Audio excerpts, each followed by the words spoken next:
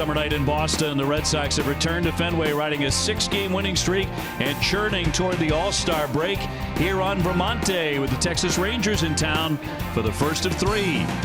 Hi, everybody. Great to have you with us tonight here at Fenway Park. I'm Dave O'Brien, delighted to be joined by the Hall of Famer, Mr. Dennis Eckersley, and Jemai Webster coming your way in just a couple of moments. Eduardo Rodriguez with the ball. The Red Sox just went 7-2 on a road trip, and he had a big win in Washington. He pitched really well. He really did, because everybody, after those 2 bad games, one against the Yankees, a couple bumps in the road, he got it back together. And against the Nationals, it was hot as can be, 95 degrees. His tempo was there. He's throwing strikes all day. He gave up 3 hits in 6 innings. He could have went longer, gave up no runs. Could have went longer. He only threw 84 pitches. For him, you wanted to see him get in the 7th inning, but he's back on track. He's been one of the most consistent pitchers in this rotation. They are 14-3 in his starts. He won 10 games again. His rookie year, he won 10 games. He's got 10 wins already this year. He's a big answer in that rotation. Had a great changeup in Washington, D.C. Probably his best of the year. And tonight on the mound against the Texas Rangers. Andrew Benintendi back in the lineup after an amazing series on the road in Kansas City, 8 for 11, and part of the fan vote for the All-Star game. More on him when we come back to Fenway.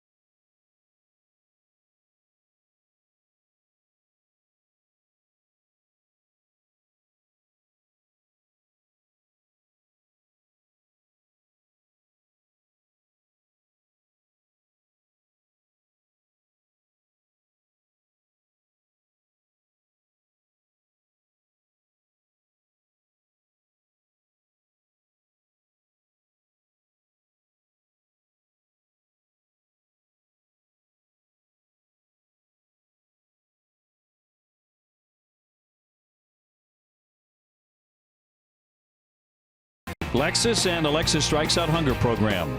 Geico, 15 minutes could save you 15% on car insurance. Visit your local Buick dealer. And by Southwest Airlines, low fares, no hidden fees. That's transparency. Warm night, but a beautiful night. Vote Benny for Benintendi. Time now for our Xfinity X1 report as we go down to Jemai Webster. Thank you very much, Dave. We're here in the Xfinity Zone where Red Sox left fielder Andrew Benintendi is trying to utilize the power of Red Sox Nation and make it into the 89th MLB All-Star Game and join his teammates in Washington, D.C. He's part of Major League Baseball's final vote with some stiff competition. Gene Segura, Andrelton Simmons, Giancarlo Stanton, and Eddie Rosario, the other 4 members who are trying to get in. But we talked with Andrew about the potential of being an All-Star for the first time in his career. Something I've watched growing up, and it'd be pretty cool to be a part of. They're all putting together really good seasons, and just to be a part of it is cool to kind of see how this whole thing is unraveled, and over the next few days it'll be kind of fun to keep an eye on, but I'm just looking forward to tracking it. And fans can do their part to voting Andrew Benintendi in at MLB.com or RedSox.com. Voting ends at 4 p.m. on July 11th. The winner will be announced at 8 p.m. that night. Again, he's looking to join Chris Sale, Craig Kimbrell, Mitch Moreland, J.D. Martinez, and Mookie Betts as All-Star participants. Speaking of All-Star participation, Eduardo Rodriguez looking to build upon his 10 wins, going for a new career high, number 11 tonight. He's on the bump for the Red Sox. Dave O'Brien, Dennis Eckersley on the call. That's when we come back.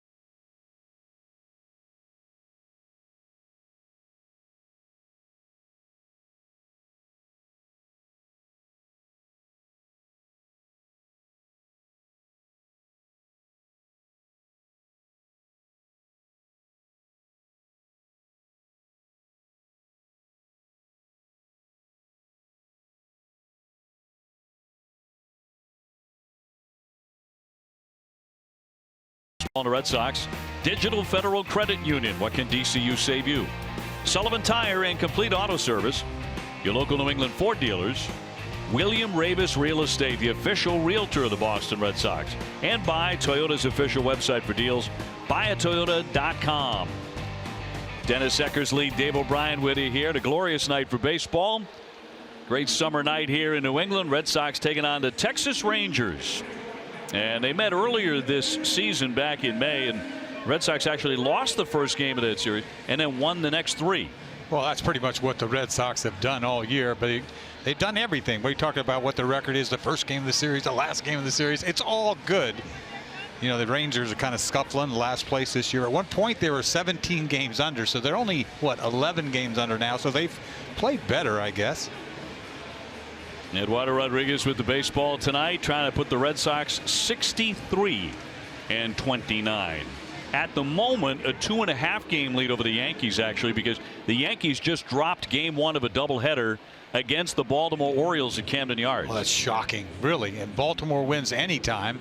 But you told me before they took 3 out of 4 from the Yankees earlier this year, so let them give them trouble. Yeah, and they've got another doubleheader against the Orioles coming up in August. Remember, they came into the day having played 4 fewer games than the Red Sox.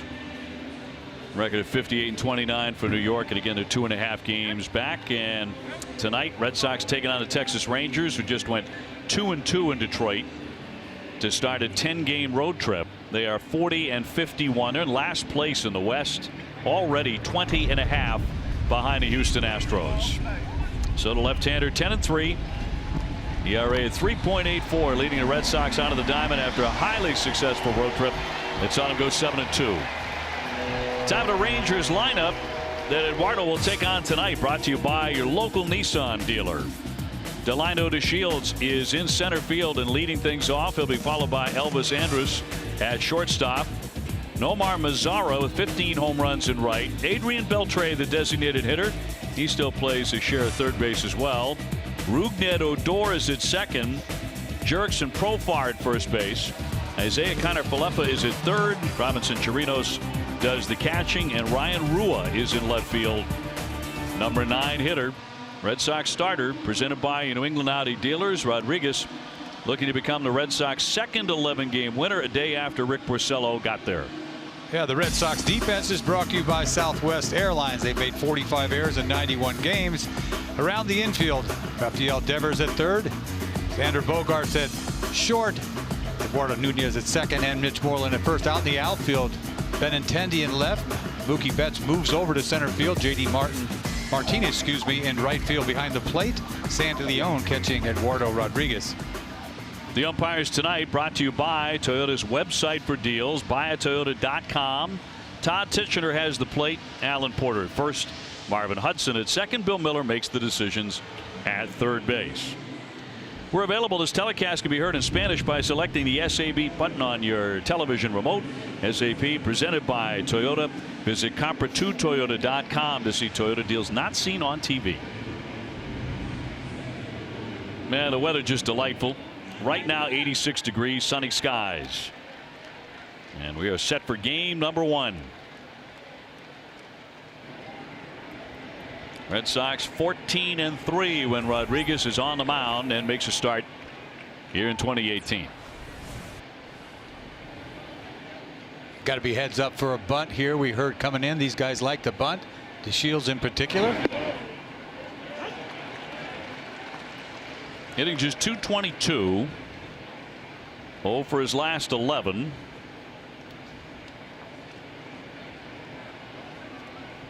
They tell us he's been playing a dynamite center field.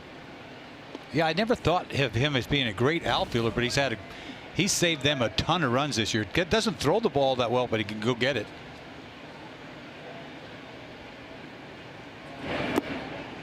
Two balls and one strike. One thing I think is going to be very interesting to see is, can Eduardo Rodriguez continue that faster tempo for a second consecutive start? Well, he closed out the Nationals. That was the 4th of July, wasn't it, when he pitched? And he got it and threw it that day. 84 pitches, went 6 innings. He could have went deeper.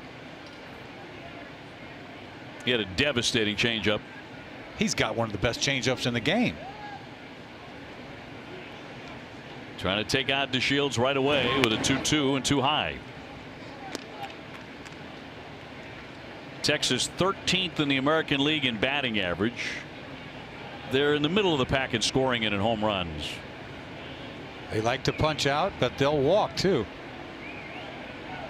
3-2. Down he goes, hacking 94 miles an hour for the first out of the ball game. Well, challenge time, 3-2. Fastball, cross seamer, outside corner. Ball might be up and away, but he swings right through it. You want him to get on.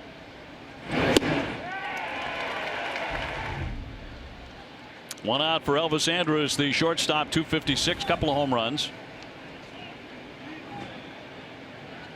He was on the DL for a couple of months with a fracture of the right elbow, and he's hit by a pitch early in the season against the Angels, second week of the season.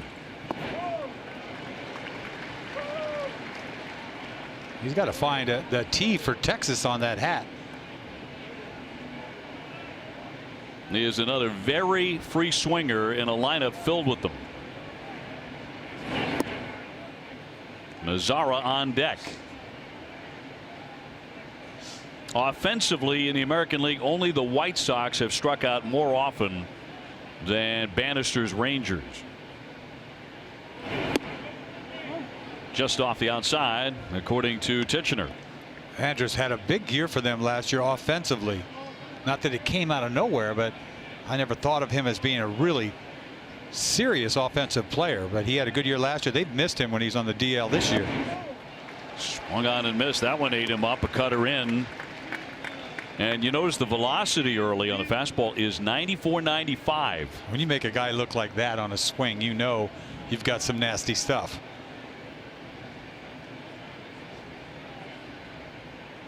And the 2-2. A chopper to short. Bogarts has to charge, scoop, fire on the move, and a nice play there by Moreland. 2 up, 2 down. Mitch Moreland heading for the All-Star game for the first time in his career. And yesterday, Alex Cora gathered the entire team in the clubhouse there in Kansas City, made the announcement. The guys who had made the All-Star team had been voted in and selected. And when Moreland's name was announced by the manager, a giant ovation erupted. I think it's great. What is he, 32 years old, the first time? Anytime a guy makes it for the first time, he's paid his dues. He really has. I don't think anybody from the Red Sox thought that he was going to make such an impact on this Red Sox team when this season started. So the guy who replaced Hanley Ramirez in the lineup has made the All-Star team. Well, they made the right decision is what happened.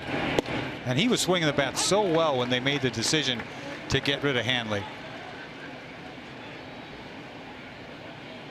Former Texas Ranger, of course. And defensively gets kind of overlooked. He's a really good defensive first baseman, can pick it. Enjoying life right now and headed to Washington, D.C. and the All-Star game of the 17th. Here's Mazzara. 269. Good power here with 15 home runs.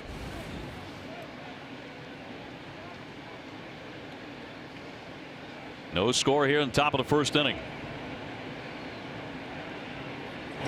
And a 2-1 pumped in there, 95. You see Mazzara up there. They got another guy, Guzman, the same kind, big, tall, lanky, young hitters. Adrian Beltre on deck, future Hall of Famer. That one ripped down the line, but it'll slice foul up into the stands.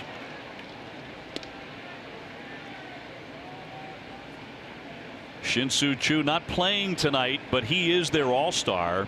He's putting together a really fine season. For the streak that he's on base 47 games in a row. But resting tonight, the left-hander on the mound. Bases empty, 2 away.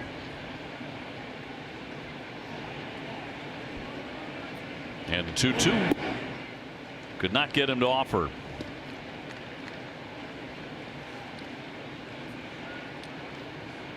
Rodriguez coming off a 3-0 win. He went 6 innings, 3 hits, no runs, struck out 6. He could go 3-2 with the best of them, can he? Just to stay in shape. Working tonight with Sandy Leon. Change up 3-2. My goodness. And he walked him. Mazzara taking ball 4, so he is off to first, and Beltre will bat here in the first inning.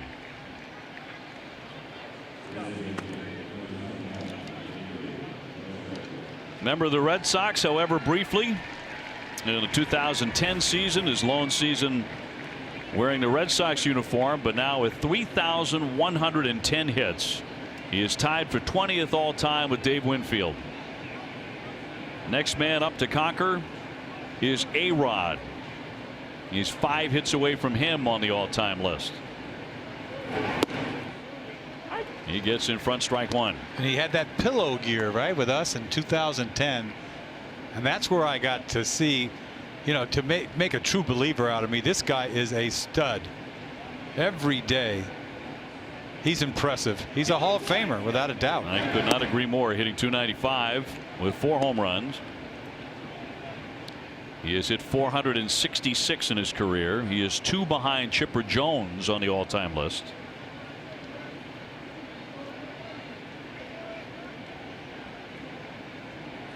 Rodriguez just walked Mazzara with 2 down. And the thing you could never do with Adrian Beltre when he came back to the dugout, like after hitting a home run, is touch his head. Yeah, what was that all about? He didn't want anybody touching his head. And then everybody wants to touch his head. Well, naturally. You know, when you protest like that. 2-1. In tight and a cut and a miss. Boy, that cutter just ate him up. It's like the swing that Andres took. Look at this thing. It just keeps coming. Swing over the top. He didn't come close to that ball. Tried to hit it on Lansdowne.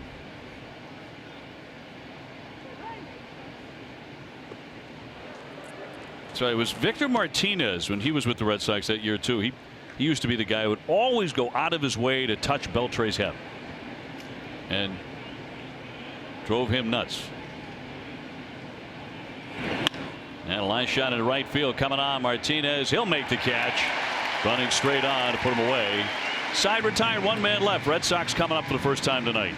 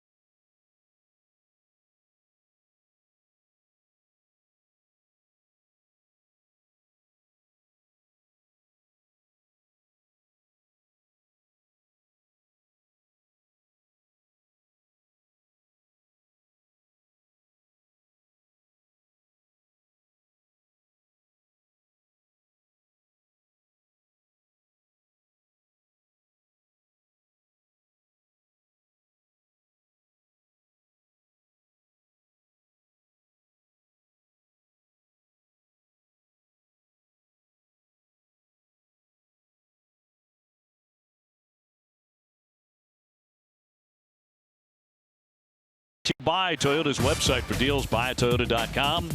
Andrew Benintendi, would like to join him there in D.C. is on deck. J.D. Martinez, of course, voted in Steve Pearce, the DH. Xander Bogaerts at short. Mitch Moreland at first base with Nunez at second. Devers at third. And Sandy Leon catching. And taking on the left-hander Mike Minor. Mookie hitting .342. Minor 6-4, ERA at .463. He beat the Red Sox in May at Texas for the Rangers' only win of that series, 11-5. He's been pitching good lately, Mike Minor. His ERA was close to 6 about 5 starts ago, so he's gotten his act together. 0-2 lifetime at Fenway. And ball 3 quickly on Mookie. Comes in with a 6-game hitting streak. Named a starting outfielder for the American League All-Star team, the 7th Red Sox player with 3 or more consecutive All-Star appearances.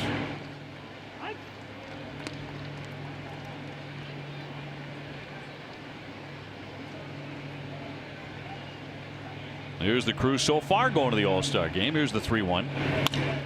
Roped into left. Rua on the move, though, to his right to make the catch. One man gone. Yeah, let's take a look at the Rangers defense tonight. They are second to last in defense.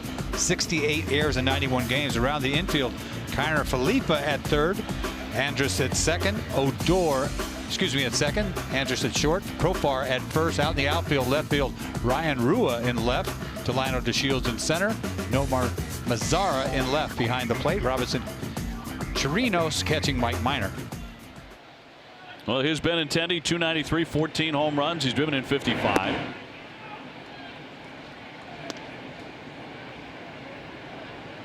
Red Sox have the hashtag vote Benny behind home plate. That's a strike.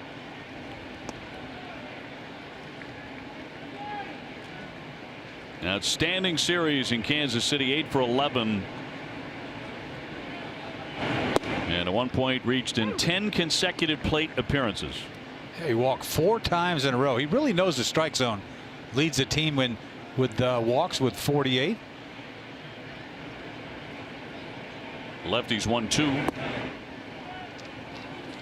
He likes Texas. 9 career games against the Rangers, hitting .406 with 2 home runs. He's driven in 11 runs in those games. Something about the Rangers. JD Martinez on deck.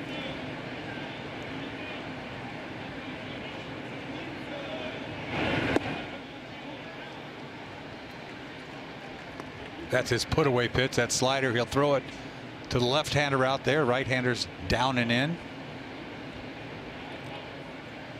And a 3-2. He will take strike 3 and take a seat. 95 miles an hour to catch him looking. Well, that's about as hard as he goes. 95. You're talking about major paint here. This is a perfect pitch. He pulls it up a little bit, but it catches the bottom of the strike zone. Doesn't get too much better than that. Benintendi has his own campaign manager for the All-Star team, and that is one Brock Holt. He's working on the bag of seeds right now, but we're going to have him at work on the headset at the beginning of the next inning to get the campaign message out about Andrew Benintendi, his good pal. As Martinez gets in, JD 329, 27 homers, 74 driven in to lead the major leagues. Beat himself up pretty good in the Saturday game in Kansas City with foul balls off the calf and twice off the feet, so he sat out on Sunday. And just named the American League starting designated hitter for the All-Star game. Doesn't get much better than JD Martinez this year. And out of all the first halves you've seen over the course of a lifetime of Red Sox, this is one of the best first halves we've seen. Manny Ramirez had several. David Ortiz, Carl Yastrzemski, Ted Williams. Lying in the left center field, a looping line drive for a base hit. So Martinez becomes the first base runner tonight for Boston. His 27 home runs, the 3rd most by a Sox hitter before the All-Star break. Minor's got better velocity than I thought. Fastball, that ball's middle though, and he just keeps his head down, and that's what you're going to see. I mean, all over the field. He gets something to pull, he pulls it. He just hits it where it's pitched, and he hits it hard. Now Steve Pearce, the DH tonight. Overall hitting .323 with the Red Sox since the trade from Toronto. He's batting .450. He'll take ball one. Steve reaching a career high, tying 4 times yesterday. He went 5 for 7 in the Kansas City series.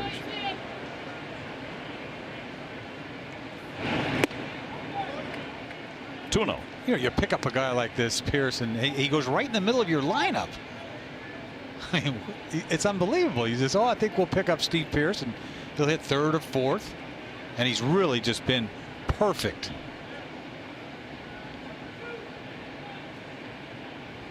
He is fit in just perfectly. You're right. All the Red Sox are talking about that. Personality-wise as well. Did he offer? He did not. Alan Porter said no swing to count 3-0. Oh, he throws that 2-0 biting, slider down and in. It's his put-away pitch. Meanwhile, there's 2 balls and no strikes. Makes it 3-0. He's got pretty good control. He's only walked a little over 20 guys. 2 down, a man on, no score in the first inning. And he's taken all the way.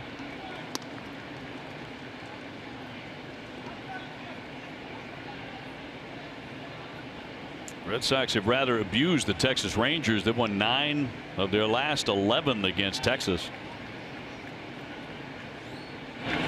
3-1 hammered foul.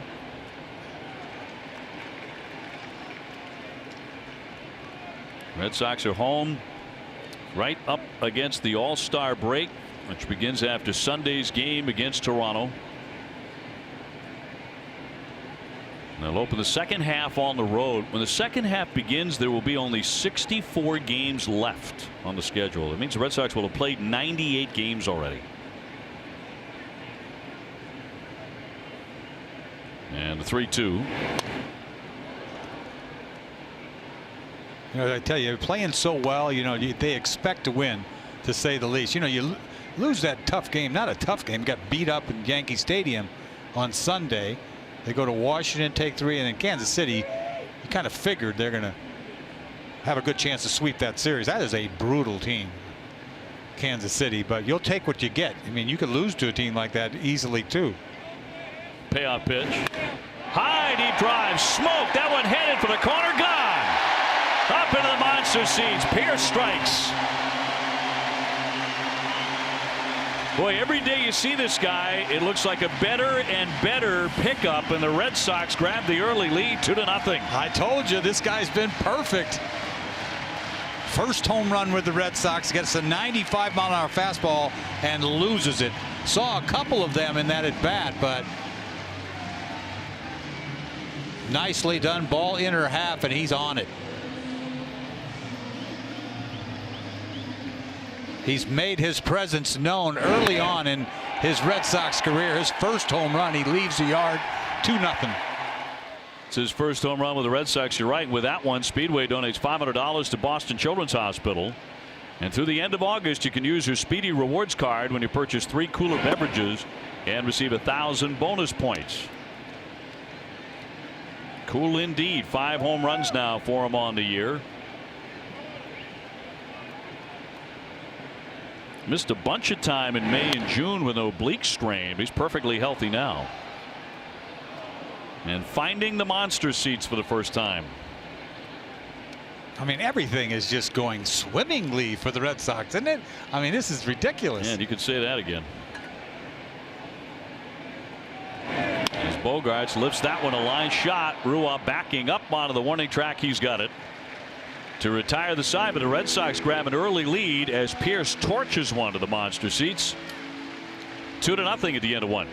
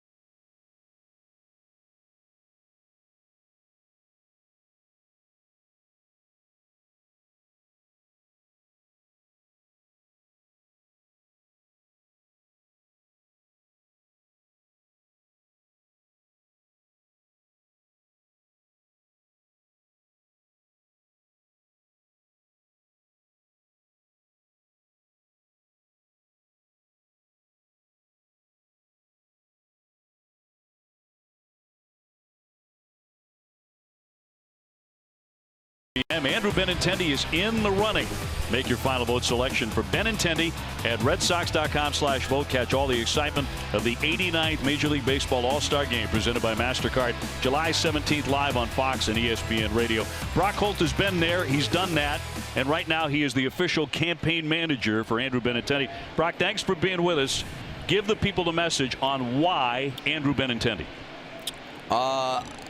I'm pretty sure the viewers right now watch the Kansas City Royals series, so that pretty much speaks for itself. Yeah. I mean, you look at the numbers. I mean, the 5 guys that are in there, tough league, huh? Tough league to make the All-Star game in, because all 5 of those guys are deserving. But you know, we definitely got to go with Andrew on this one. I mean, he's done it all year for us, and he's a big reason of why we are where we're at right now. Hey, Brock, this is Zach. Does he ever get excited about anything? Is he excited about this? No, he doesn't get excited about anything. I think that's why he's so good. Like, he just even kill, man. Like, you never know when he's going good. You never know when he's going bad. So, you know, in this game, Eck, you got your ups and downs. So the more calm you can stay, the better. And he does a good job of it. And yeah, you're not going to see him get too excited too often. You know, Red Sox fans have been watching him ever since he arrived with that swing, which seems like it was dropped right out of the clouds, right? I mean, I know a lot of hard work went into it too. That's probably what people miss. But isn't that part of this, that, you know, America gets a chance, the whole country gets a chance to see that swing in the All-Star game? Yeah, I mean, from the time he came up, I didn't know a whole lot about him. You know, obviously, I knew he was a high draft pick for us, and whenever I saw him, I was like, how the heck did this guy get drafted so high? But when he got called up in 2000 and when was it, 15, 14, whenever it was, I instantly, favorite swing I've ever seen, ever been around is his. I mean, I'm a left-handed hitter, so, you know, normally it's the left-handed swings that we kind of gravitate to and like, but his swing is one of the prettiest in baseball, and it works well here at Fenway Park. And yeah, I mean, I think he deserves to be there, and I don't think the fans would be disappointed if Andrew Benintendi got an at-bat or 2 in that game. I tell you what, he really has been out of his league. You know, when he first got here, he just knows the strike zone too. It makes him so calm when he has at bats. I mean, he's beyond his years. Oh yeah. I mean, he really is. I mean, he's 20. He just turned 24. So, you know, I think I was in, you know, high A when I was 24, maybe double A, and he's doing it in the big leagues, and he's one of the best players in the league, you know, in my opinion and a lot of people's opinions.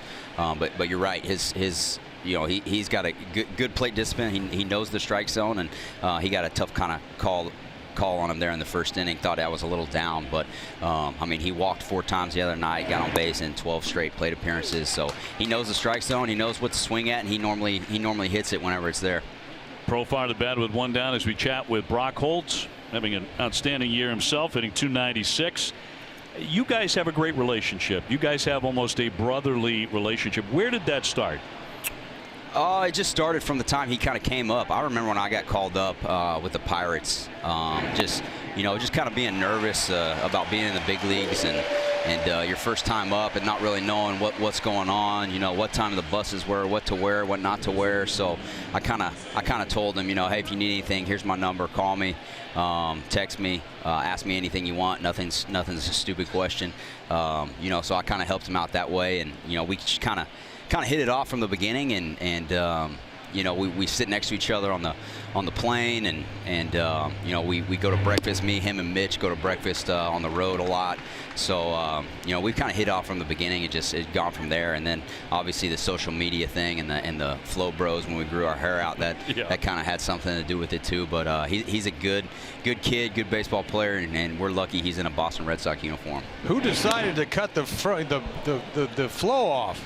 Oh, Benny decided first. He cut his off in the off season, and I was going to let mine grow the whole year, just kind of keep it trimmed up. But, you know, I kept seeing pictures early in the year and it looked really bad. So I decided to cut it. I was pulling hair out of my mouth during the game when I was playing. So and things didn't really start off that great for me this year. So, you know, we cut the hair, and it's a lot easier maintenance, and you know, Benny's asked me a couple times if I want to grow it back out, so he may be on board. I don't think I'm off board. I think I'm short hair from here on out, but you know, that may kind of be a campaign a thing for us. If he gets in, it will have him grow his hair back out or something. You know, there are going to be a lot of fans voting for that, of course. But both of you guys are having really, really fine years. You can't mess with that, right?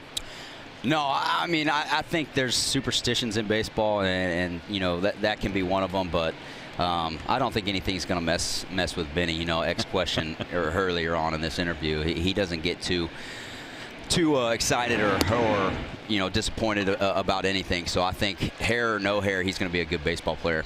Hey, how much talk inside the clubhouse and on the charter and in the hotels, and you guys are hanging it together, Brock, is about the specialness of this season? You look up there on that American League East board, and you see 62 and 29.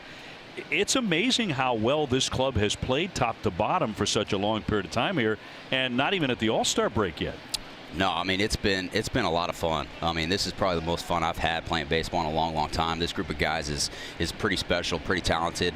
We all get along. We all root for each other. I think you can see that in the dugout during the games. And no, it's been a fun year. I think the reason why we keep going so good is because we don't talk about it. I think we all realize how good we are, but we just come to the park, you know, every day expecting to win, and we've done that more times than not. We need the Yankees to start losing a little bit more, because they're right there with us. I mean, those two teams right now, us and them, we're pretty good. So yeah, it's been a lot of fun. We've had a great year up to this point, and you know, hopefully we can keep it rolling through September and October. You know, Brock, you'd think you could be up by 10 games right now, but you know, you got to keep that edge.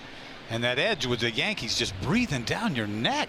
Yeah, it's right. I mean, it's back and forth. I mean, they've been up some, we've been up some, but yeah, if either one of us were in any other division, we'd probably have it locked up by now. But you know, it's gonna be a fun race to the end, and we know they're not going anywhere, and they know we're not going anywhere. So, like I said, it's gonna be fun through September, and you know, we'll see who ends up on top. But you know, I feel pretty good about our chances. All right, Brock, one final push now. Hashtag vote Benny for Andrew Benintendi for the All-Star game. Hashtag, I think that's the sign. Hashtag vote Benny. No, he deserves it, man. I think there's going to be a video played on the jumbotron later tonight. I made one. I made one today. So hopefully they play that. But yep, mid-fifth inning. Yep. His numbers speak for himself. I mean, the people who have watched, the Red Sox fans, they know what he's capable of and what he's done this year. I think the rest of the world needs to see that in D.C. and we need to get him to the game for sure. Well done. Well done. All right, Brock, thanks so much. Appreciate it very, very much, and enjoy the rest of your evening. And yes, that video will be coming up in the 5th inning. We'll look for that as well. All right. Yeah, vote Benny, everyone. Brock Holt, ladies and gentlemen, joining us from the dugout. Red Sox on top here, 2-0. And Chirinos the batter with a runner at first base, and a count of 3-2. Those two guys with a great relationship on what is, and I think you can tell, become a very tight-knit Red Sox team. Good friends, good teammates. I mean, that plays out a lot on this team. And a left-hander with a 3-2. Bounding ball. There's Devers with it. He'll fire on to first and get him. And that'll do it. Hashtag vote Benny. Red Sox on top, 2-0.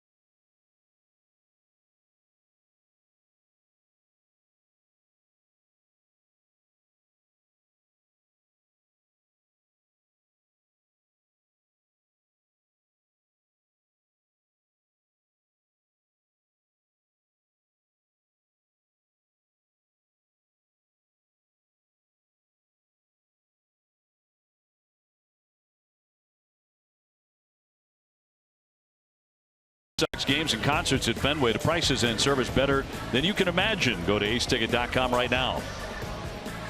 Bottom of the second, Red Sox up 2-0 over the Rangers. A 2-run homer by Steve Pearce, which was a laser beam up into the monster seats in the left field corner. So the Red Sox in front. It'll be Moreland, Nunez, Devers against the left-hander Minor. Mitch 288, 11 home runs. Named his very first career All-Star game yesterday. Played 7 years for these Texas Rangers from 2010 to 16. Had a lot of friends on that side.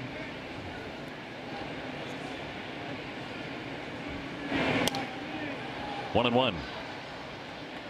I'll tell you, when you look back when they signed Moreland this offseason, it was like, okay, I mean, kind of surprising. I mean, you know, not a big deal, not a big splash, short money to say the least.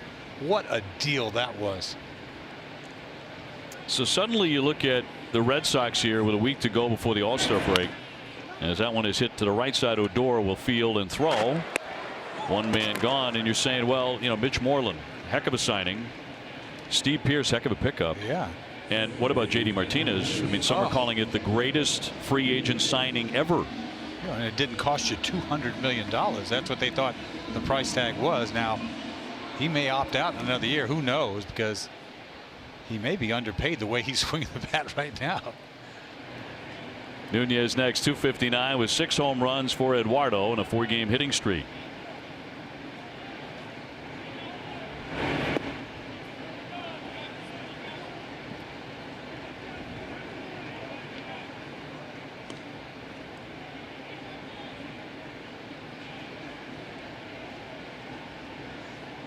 Yankees and the Orioles are underway in their second game after Baltimore took game one. Popped into right field. Odor ranging out. Mazzara in, and the second baseman with the grab.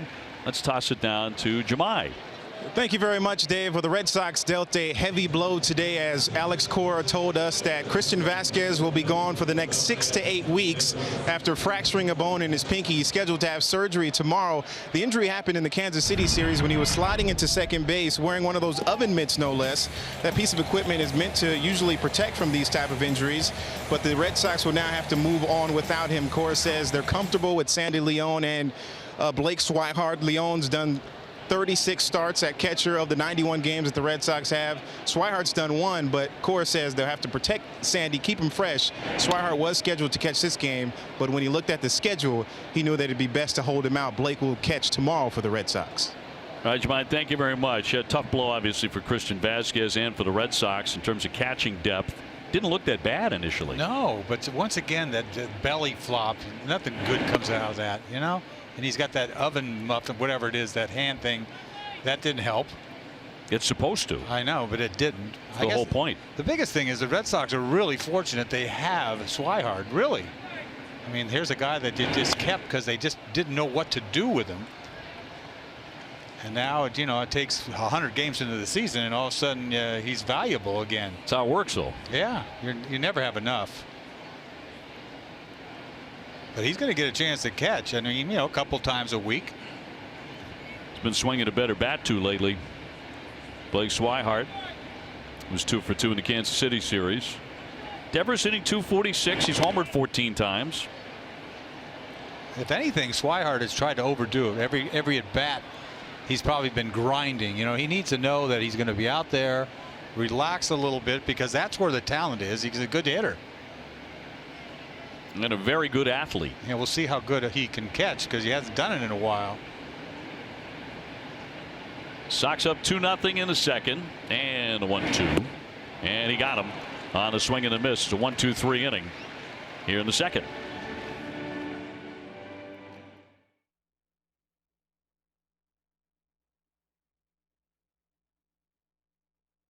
Coming up, you want to give it back to her?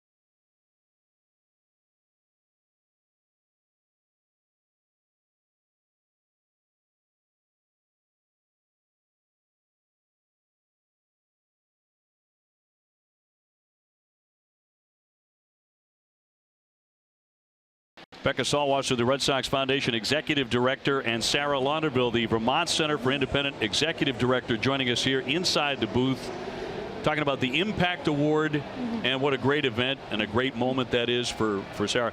I got to ask you, though, I mean, what leads up to a decision like this and this kind of an award? A lot of decisions, all of which are made by our fans. So the Impact Awards are a really unique way to engage our Red Sox fans and Red Sox Nation to identify and support some of their local nonprofits. So it's completely fan-driven.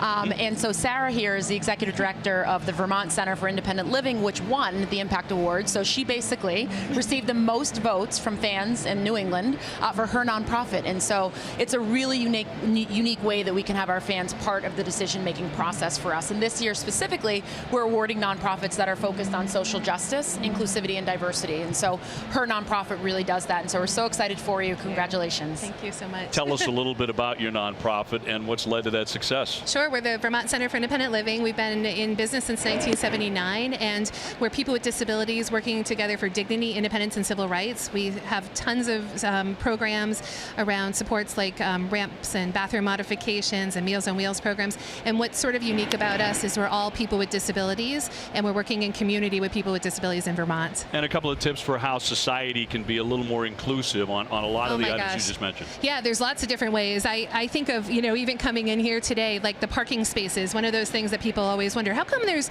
this access aisle in between where accessible parking is? And it's so that, vans can have a space where a lift can go out. And so we're always telling people, please don't park in those access aisles. It's really important, things like that.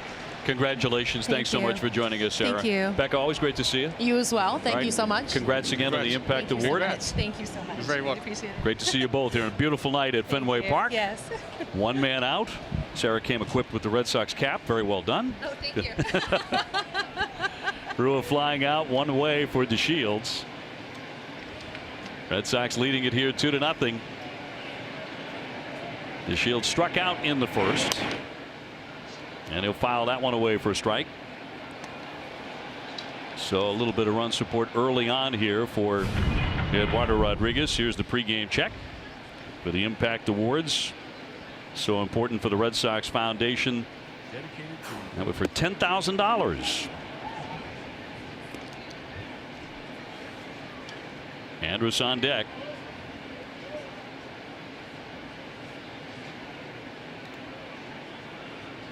And a 1-1 from the lefty.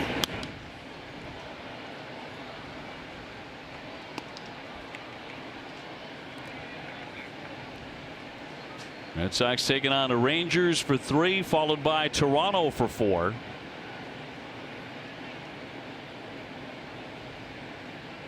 Here in the final homestand before the break, the 1-2. Liner, but caught. Nunez down for that. 2 gone.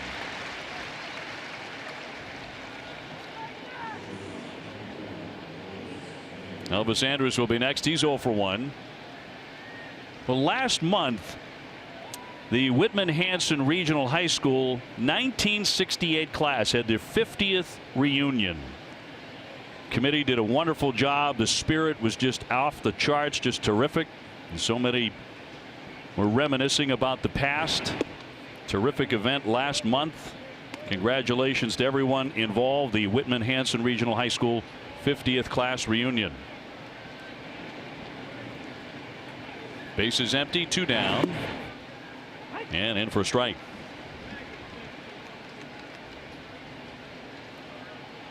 So Erod looking to make it a 1-2-3 inning.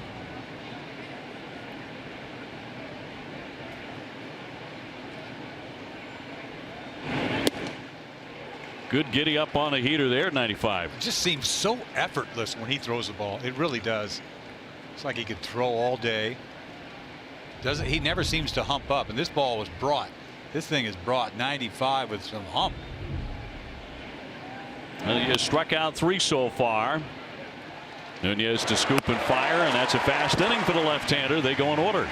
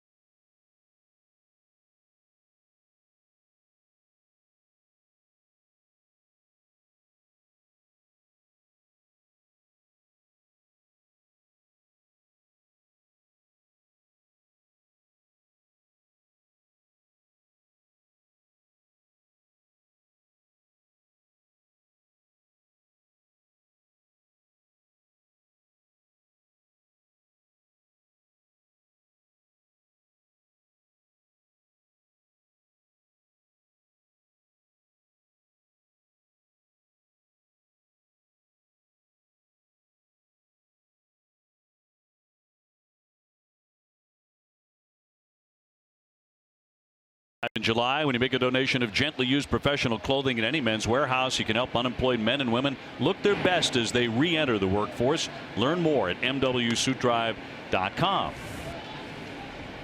Back at Fenway, third inning, Red Sox leading 2-0. It's Leone, Betts, Benintendi against the left-hander Mike Minor. Broken bat liner for a base hit. He muscles it through between third and short. So Sandy Leone has really been swinging a hot bat. He really has gotten better and better. Both he and Vasquez had swung the bat much better, but you never know what's going to come out of his bat right-handed. He can go bridge or whatever, and you see him jump on that fastball. Inning 324 his last 11 games. And leadoff single, Mookie Betts now. Mookie tagged a line drive, but caught by Rua in left in the first inning.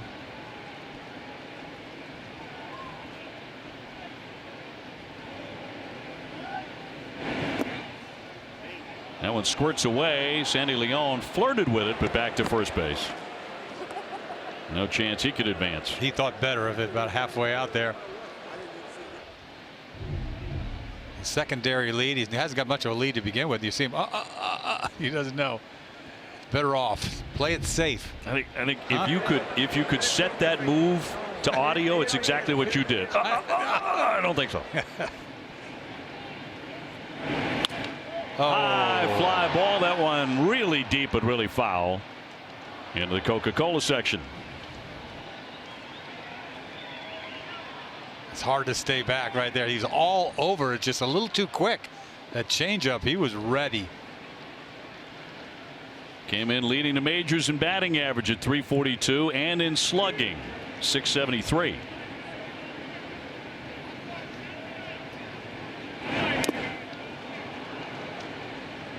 Our key matchup presented by Sullivan Tire and Complete Auto Service. Always here to get you there. Mookie Betts' career against the Texas Rangers, including 4 home runs, 14 driven in.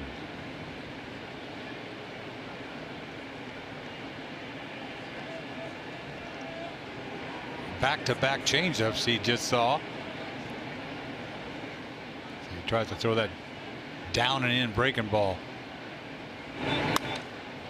Popped him up on the infield. Profar to his right, chasing it, and he makes the play. Was that play that tough? Didn't look it initially. Big smile on his face now, but would not have been the case had that fallen in. So Benintendi will be next with a man at first base. This is just a pop-up. I mean, I wouldn't even call that a big league pop-up, would you? I mean, he's got it, and then you see him kind of, whoa. Yeah, a little panic.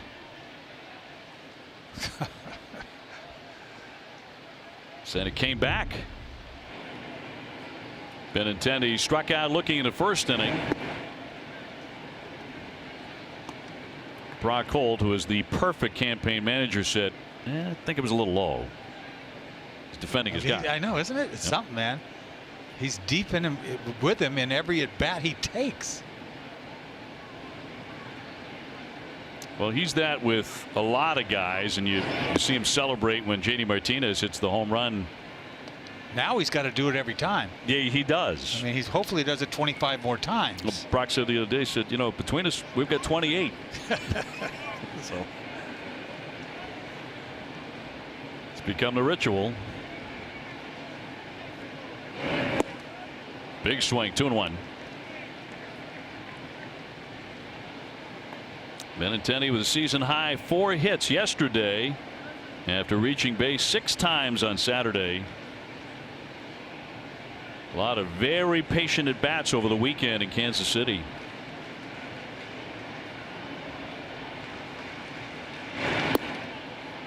In there for a strike. And you pointed this out in the first inning. Minor is no soft tossing lefty. No, I'm surprised. I didn't know he had 95 in him.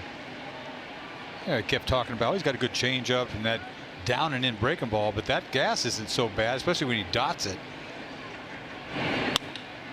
Line shot that's hit into the alley. Leone takes off for second and rolls deep out there. DeShields has it. Leone into third. He'll pull up there on the double by Benintendi.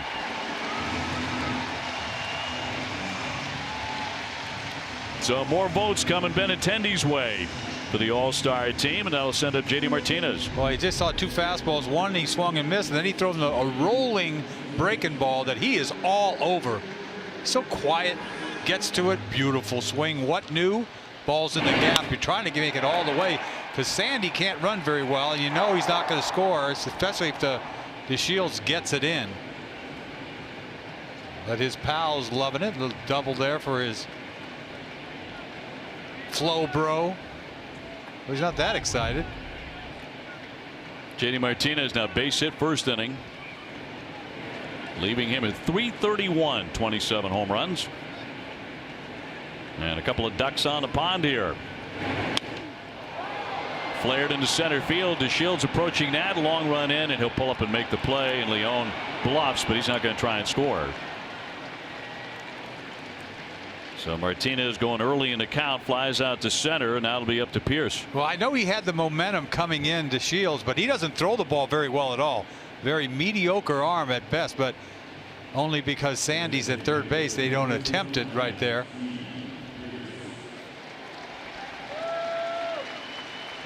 So Steve Pierce trying to build a major night for himself in a Red Sox uniform. He's had some good nights already. Hit a frozen rope up into the monster seats for a 2-run shot first inning. Now he has runners at second and third here in the third.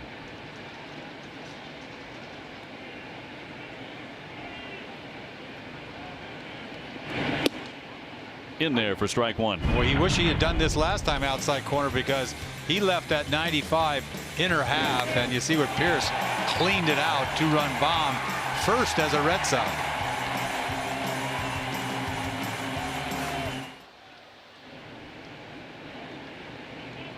Leon and Benintendi aboard. That's a dribbler up the first base line, but a foul ball. One of the reasons he beat out of there so quickly is because that had a lot of spin on it. He thought that might have come back. Right.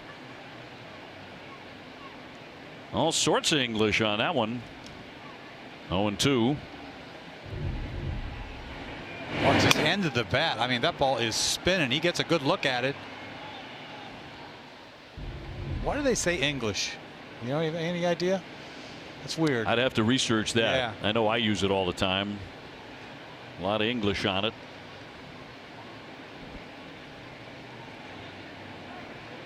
Bogart's on deck. 2 men in scoring position, but 2 strikes on Pierce.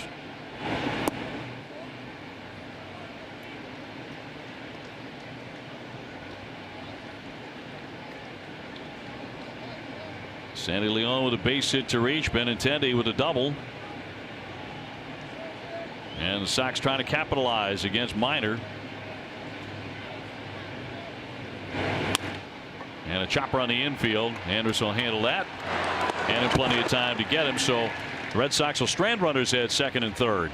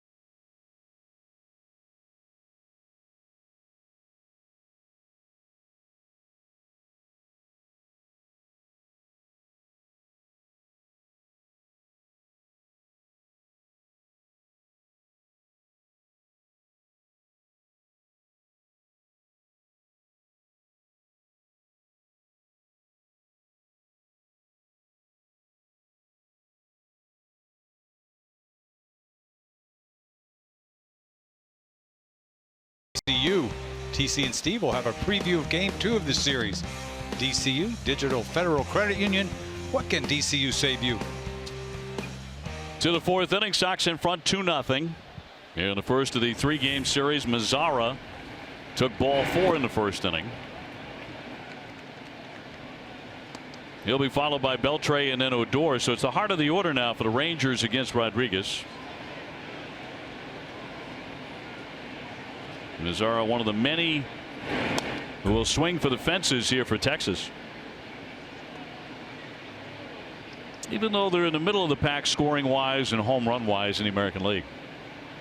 They're 12th in ERA and they're second to last in fielding. So you put all that together and they're 9 games under 500 coming into Fenway.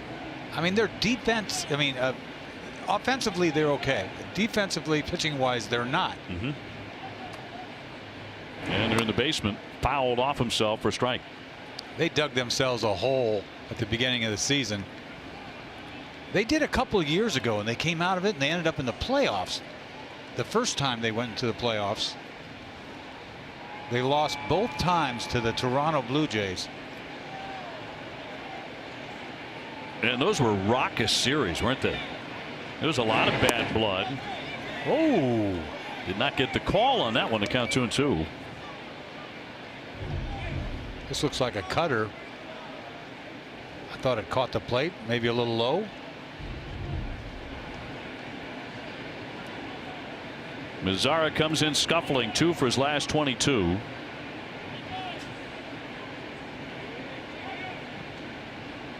A 2-2 pitch goes down the line. He tried that in the first inning, but he wound up taking ball 4 eventually.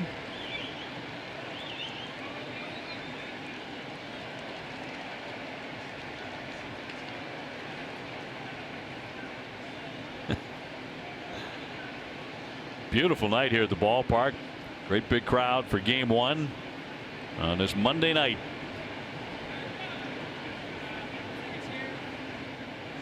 And a 2-2. And he put him away. He struck him out, caught him admiring the pitch. So 1 man gone. We send it to Casey now in the studio for our social stretch. Casey, good evening. Good evening. Don't we just want to see that cute little boy with the foul ball again? All right, but let's talk about Andrew Benintendi. The Red Sox, they've been on fire on Twitter campaigning for your flow, bro, Benintendi.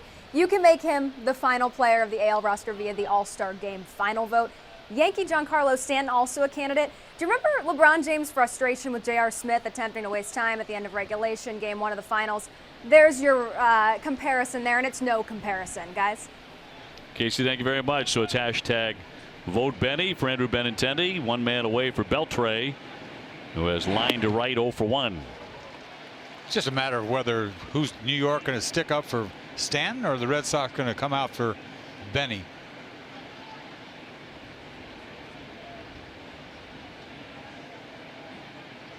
Beltre 3 for his last 21. So a number of the key Ranger hitters in this lineup are not seeing the ball very well right now.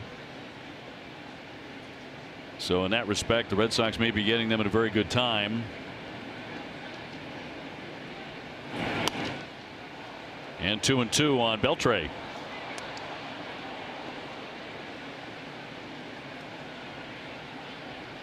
Eddie, he's mixing it up. I'll tell you, he's thrown everything tonight.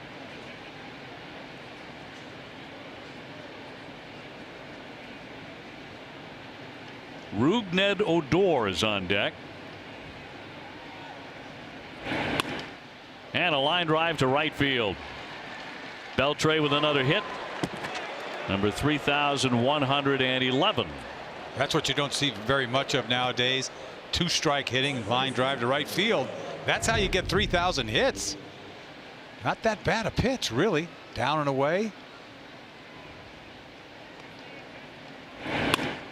Guy's been doing this a long time, and he is going up the ladder. That hits career-wise. Yep, on his way to the Hall of Fame.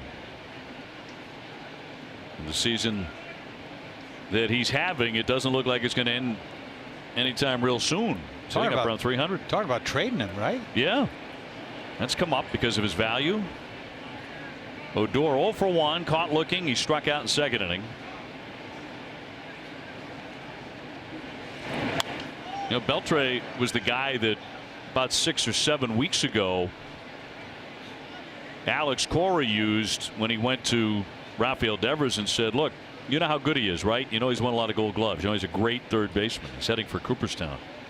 First year in the majors, he made 29 errors at third base. Said, I know you're making a lot of errors. He was, what, 19 years old with the Dodgers? Yep, when he broke in. That'll be in there for a called strike. And that seemed to do a lot of good for Rafael Devers. You know, for his mindset the rest of the season. Obviously, he's made a lot of errors this season. Everybody is aware of that. But the point was, he's going to get better. He's going to start dropping those errors and making more of those plays. A great player has done that in Adrian Beltre. And is in there for strike 3. Froze Odor for the second time to strike him out. Got Mazar, and he gets Odor on that cutter. They just gives up on it. Ball's got more than up to the plate. Just froze him. Amica Insurance, great service, great coverage, a great price for auto, home, and life insurance. So 2 away. 5 Ks in the book for Erod tonight. And here's another one. Profar. He struck out in the second. Red Sox up 2-0. As the sun is setting in New England. That's a lot of times that's what Sale does. Starts them off with a changeup. It gets them off your fastball. Guys try to jump the yard. I'm telling you, they see first pitch, they see fastball, they want to leave. Back-to-back changeups right here.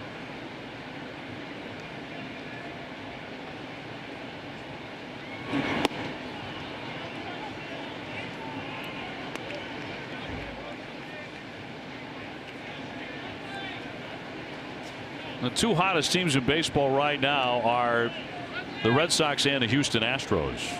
They have both won 6 consecutive games. Houston 61-31.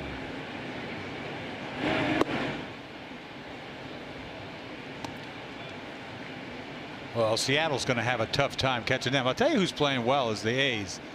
Were they 10 or 11 games over 500? That's a surprise. Sure is. 50-40. Just seems like such a waste. They finally get something going, and how are you going to catch them? How are you going to catch Houston? I know how close they are to your heart. So I know you're bleeding a little bit, but in that division. No one expects them to do anything. I mean, they could swing the bat a little bit. I think they obviously don't have enough pitching. That's what they need. And you know, 3 or 4 weeks ago, there was a lot of talk about, well, they're going to start trading Jed Lowry and this guy and that guy. No, they're not doing that. They're going to make a run at a wild card. You know, the Red Sox are talking about getting Canna. He's the kind of a utility guy for them, right-handed hitter, got some power. They ended up with Steve Pearce. You've got to be happy with that. Nice play. Did that go off of somebody and he caught it? Nice play, Dad. Number 1.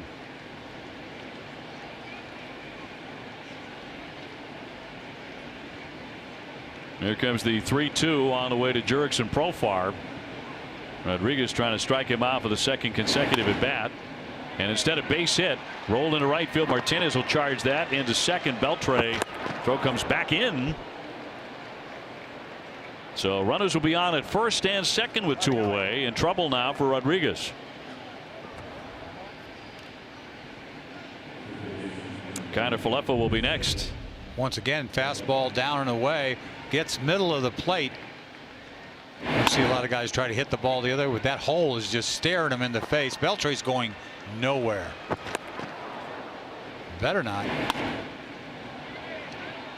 He shouldn't even round second base because they throw right behind him.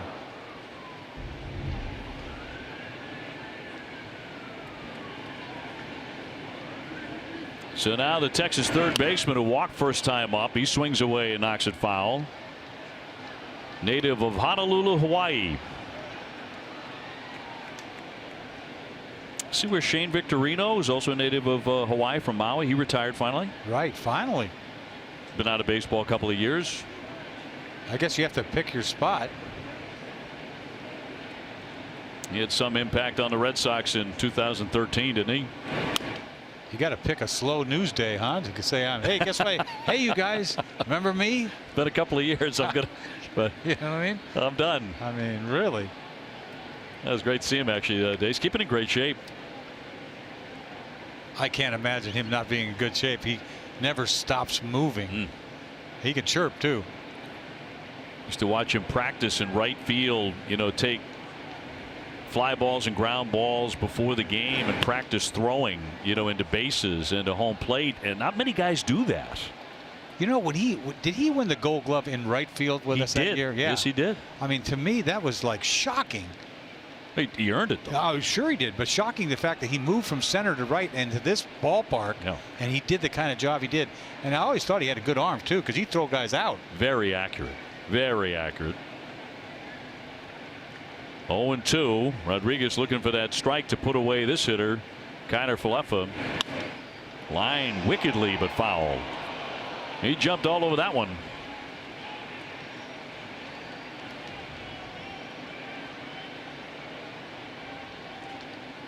Runners at first and second for Texas. Red Sox up 2-0. And the first real test of the game for Rodriguez.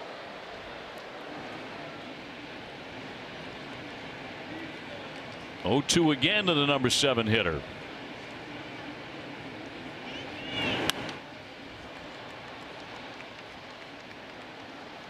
He won't even let him waste a pitch. He's hacking at everything. Let's talk about swing mode. Chirinos on deck. Red Sox will announce after tonight's game who will start tomorrow. I would think if Hector Velasquez is not necessary in this game, he'll get the nod. We shall see. Here comes the 0-2. And then Chris Sale goes on Wednesday, and one we're all looking forward to. It's a Sale day number 1. He's facing Bartolo Colon, which should be really fascinating. Bartolo in there somewhere. 5 and 6. He needs a win to be the winningest Latin pitcher or something like that. We'll find. 245 right now. And 1-2. He left it low. Went with a changeup. What a career that guy's had. A lot of stickers on that suitcase.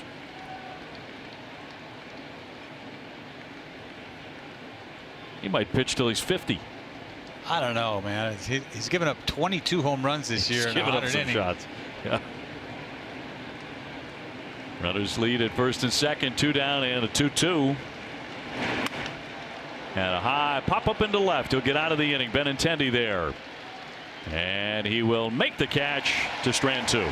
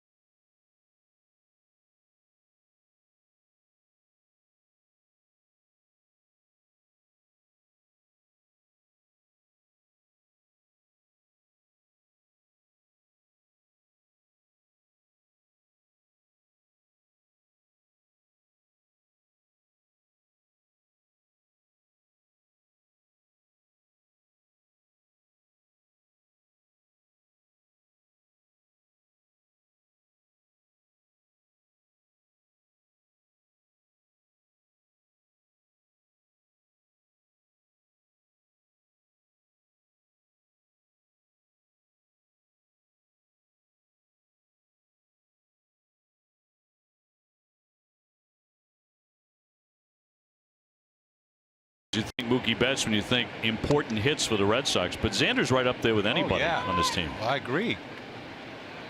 Not as many RBI, but he does have 54. I like this year he's having better than the All-Star year, to be honest with you. I mean, he hit for a higher average before. I think when he went to the All-Star game a couple years ago, he was probably hitting 325. But he's got more damage. I think he's a scarier hitter now. And just flat steady at short. Oh, yes, he is. Makes all the plays. Really matured at that position. 0-2. Fouled off himself. So talk about the Red Sox who have made the All-Star team, and Andrew Benintendi a candidate for the fan vote. I saw Chris Archer took to social media to protest that his teammate, the left-hander Blake Snell, got snubbed from the All-Star roster. And that was actually a player vote, so he kind of took off after the players. Smoked into center field. The Shields is there in a sinking line drive to make the catch.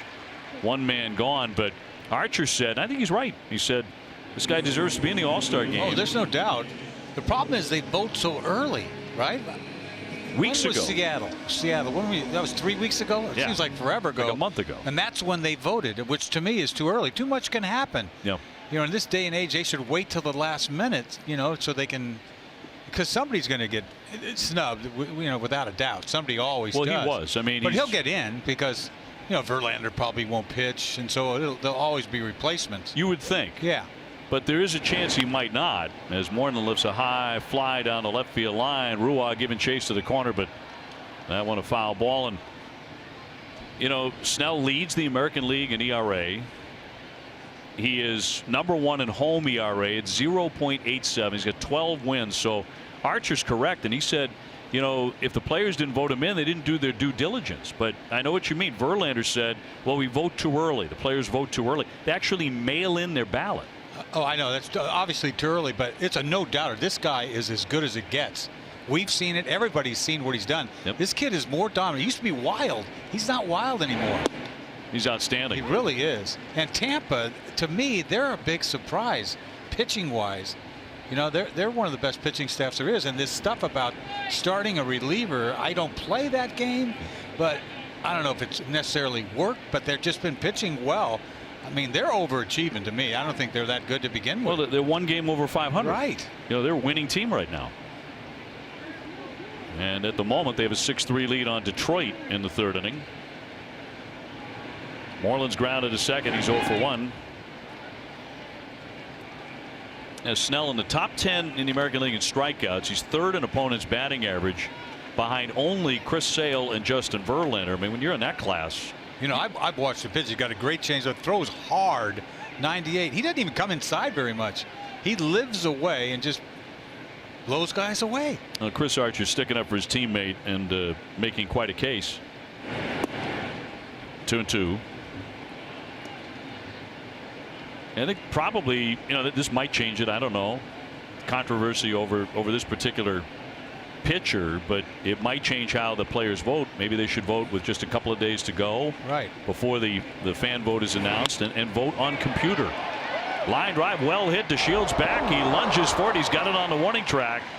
They were talking about the fine center field he was playing coming in. He proves it there. Boy, that ball was stung.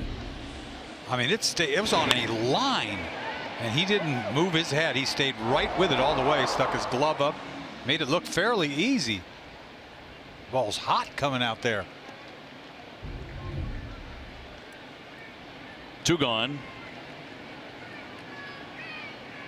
Nunez 0 for 1. He's popped to second. Red Sox had 2-0 in the fourth.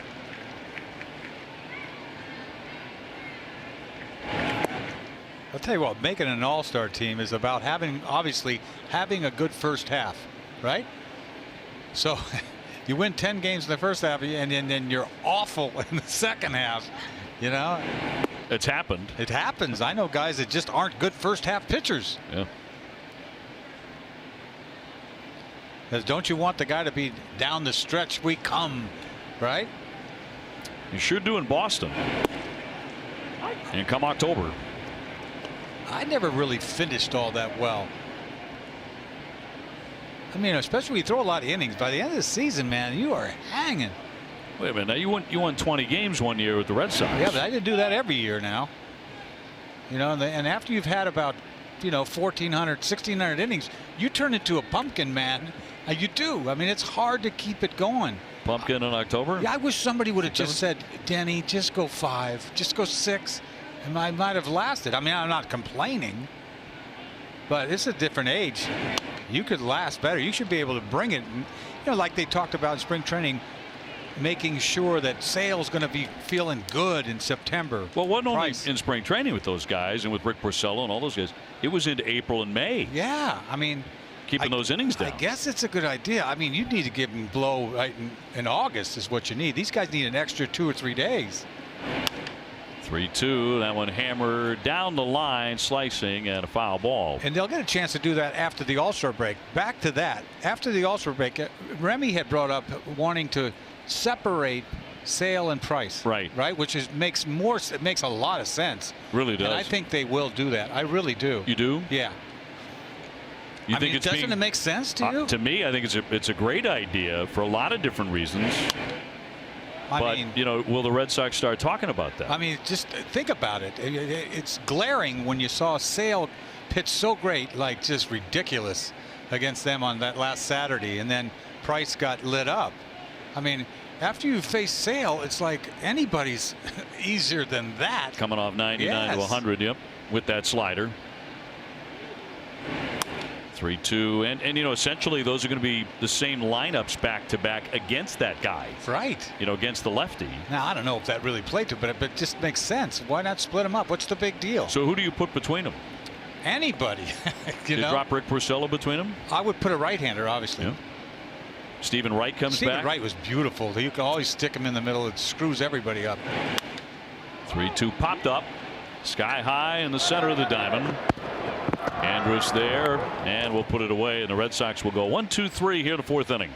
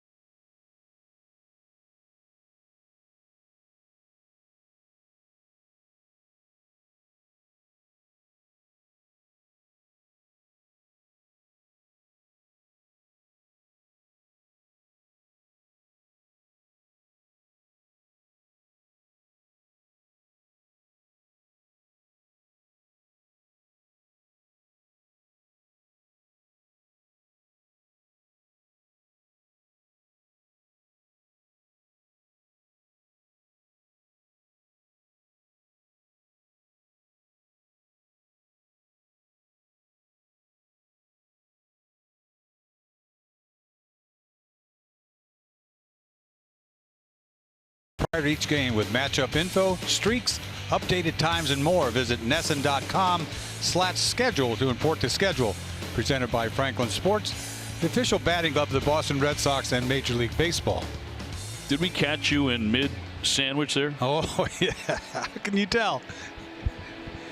Red Sox with 2-0 lead here in the top of the 5th. Right around this time every night, Eck brings a sandwich out that he has brought from home.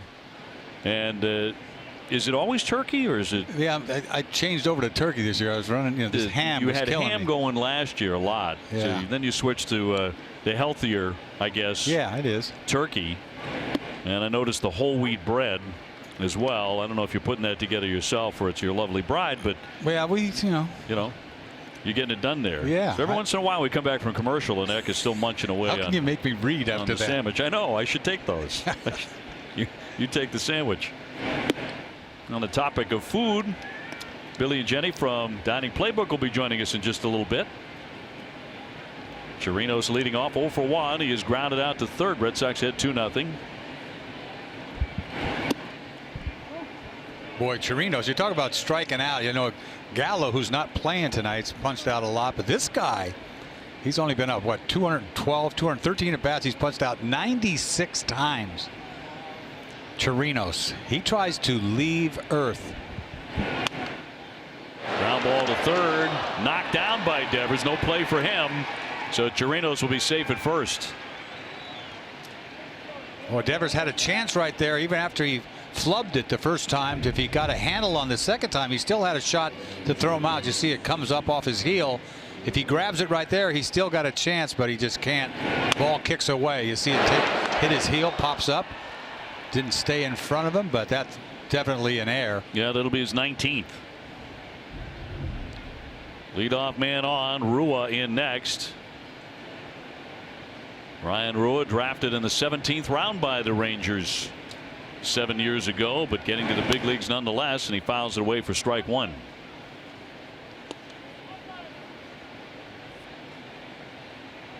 That pitch count starting to climb up. Always, you know, always hovering around 100 after 5 innings, which is not good.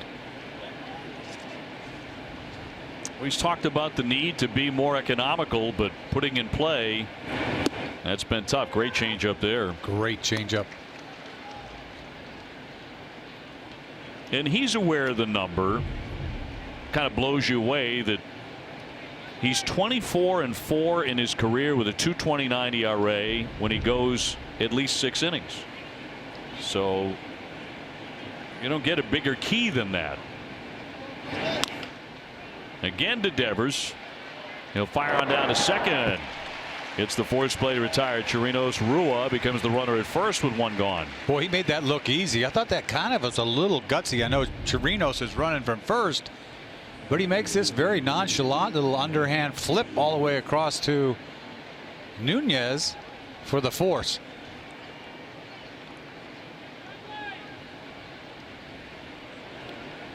And the left-hander happy with that decision. That'll send up to Shields, who has struck out and lined out to second. Red Sox leading 2-0 on a Pierce home run. Steve Pierce with a bullet into the monster seats in the first inning. Texas only has 2 hits.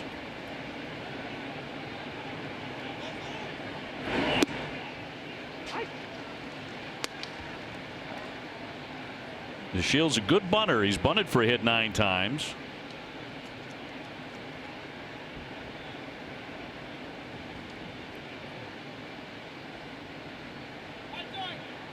And he will steal a base. Good wheel. 16 stolen bases.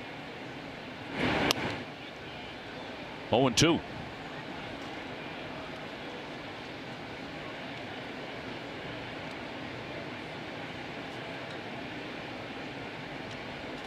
It felt like the Red Sox were on the road way more than they were at home first half of the season. They have played the most road games in the majors, 51 of them. And went 34-17. Huh. Away from Fenway. 0-2 pitch now. Line drive. Oh, what a play by Xander Bogaerts on the leap. He snatched it and stole a hit from the Shields. That's highway robbery. Well, he's in double play depth, so he's not playing all the way back, but this is absolutely perfect timing on this jump. Check him out. Ball right at him, and he gets up. Perfect. Can't turn 2, but you see he's playing. He's not playing back. That ball almost got over his head. You got to like that. Yes, I see you.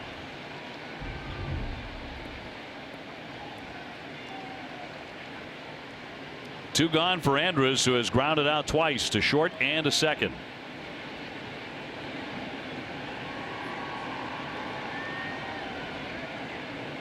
So runner at first with 2 away. Foul tip to the mid for a strike. Andrus had a season-high 9-game hitting streak snapped on Friday.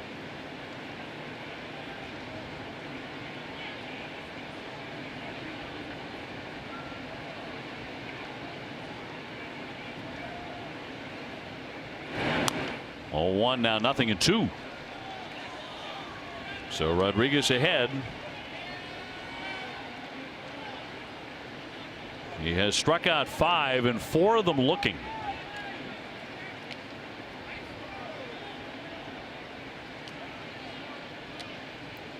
And here comes the 95th pitch tonight. Back to that changeup. It's been money for him. Fly ball left center field taken off for Mookie Betts. Lengthy run, leaps up, and he's got it on the warning track. And up against the wall. Mookie took off. There was some defense in that inning. Yes, there was, and you see Mookie finishes it off. You know, out of position in center field. He goes after this ball. Check how he leaps. Ball almost got behind him over his head. He gets it, and then he finishes it off against the wall. But that is a nice play. Indeed. Catch Dining Playbook driven by New England Chevy dealers this Saturday at 9 a.m. The show will be hosted at the Hotel Salem in Salem, Massachusetts, featuring a special appearance by a Red Sox legend. We want to find out who that is. With more on that, we're going to welcome in the hosts of Dining Playbook, Billy and Jenny, to talk about that. And Eck and I may be guessing along to find out exactly who the legend may be. A legend who likes to eat, by the way. He's kind of legendary for that. Great to see you both. Good to see you, buddy. Both look terrific. What do you do, by the way? I have a little bit of time. We have a couple months left. A couple, hopefully not as hot as we've had for the past week left. But yes. You look like you have a week left. I know I do, Eck. You Please don't say that. I know. I'm sorry. What can we look forward to this week's show? Well, you're talking about the legend. We'll be talking with Pedro Martinez. Pedro, that's what I thought. And, you know, he's such a sweet guy, and he's such a giant legend with the Red Sox community. And we talk a lot about how his lifestyle has changed since leaving the game as a player. We know he's still involved with the Red Sox. But, you know, his lifestyle, his eating habits, you know, and I'm sure Carolina's coaching him on that a lot more than maybe she used to. He likes to dine. He loves to dine. We had Feast with 45, which is his annual event that took place right here at Fenway. Brings together the best chefs in the city and beyond. And it's a wonderful night for the Pedro Martinez Foundation. So he and Carolina put on a great night. It was a very special evening. We had some of the best restaurants, everyone from Davio's to, you know, Nick Callius from Colonnade Hotel. It was tasty. The mayor was here. It was just a feel-good event that they definitely sold out, which was tremendous. Nice. Eck likes to eat too. You like to eat, Eck? Of course I do. Well, imagine right now I like to eat. You guys have to make it one of these years because it is one of the premier events of the year, especially in terms of fundraising for Pedro and Carolina. And imagine 40 or more of the absolute best restaurants all serving food in one night here at Fenway Park. And we were saying, oftentimes with these events, they send not the owners, they send sort of the secondary people in line. For this event, you see every single owner of these restaurants. Everybody comes out for Pedro. Yeah, well, everybody comes out for Pedro. They will or else. Yeah, They do. both of you too. 9 a.m. Saturday. That's right. For Dining Playbook. Look forward to that. Jane, good luck to you. Looking Thank great you. and eating for two. You're doing great. Doing a good job of eating for two, that's for sure. Thanks so much for being with us. Thank you, guys. Look forward to that. Thank you. A lot of fun with Pedro. It always is. Always. Red Sox with the lead here 2-0. Billy and Jenny joining us here, of course, from Dining Playbook. One of my favorite shows, Saturday mornings at 9 only on Nesson. 2 runs on 4 hits and an error for the Red Sox.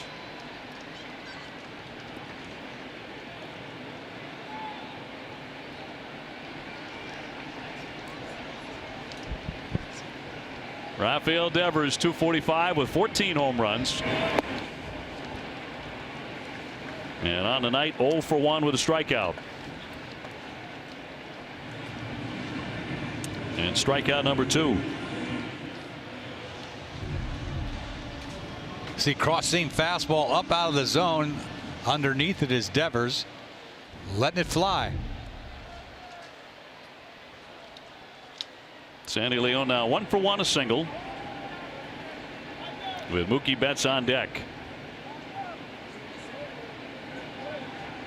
It's the stuff no one sees that, you know, we really ought to have a separate show going on the side on nights like tonight, because we were able to do a selfie with Billy and Jenny. I don't think I got in there. I don't think I got in there. My nose might have been in there. I'm not kidding.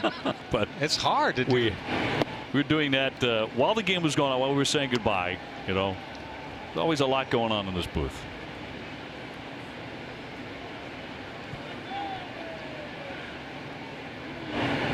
1-1. That one hit sharply. Sliding stab. Kiner Falefa up and gunning.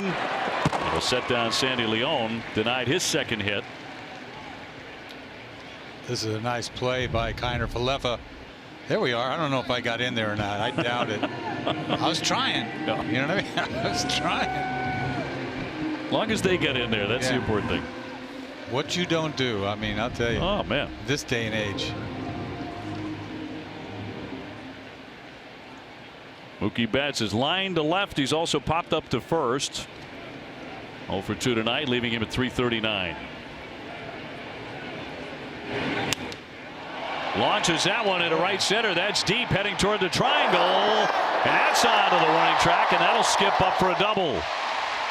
Up and over the wall, so Mookie Betts with a 2-bagger. He is in a scoring position. That's one thing we've seen from Mookie Betts we hadn't seen in previous years. He's had some pop to the opposite field. He hit this ball, changeup out over the plate. He goes out there and gets it. I mean, he got the barrel to this thing, stayed on it, and drove it really to the farthest part of the ballpark. This ball gets out of some ballparks in deep right center field, but gets a triple if it stays in the ballpark. Benintendi struck out looking and doubled his last time up, 1 for 2. Red Sox trying to add on to a 2-0 lead here in the 5th.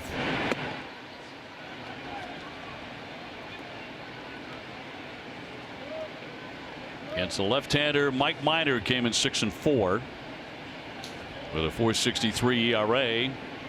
Sox have 5 hits off him now, and 3 of them for extra bases.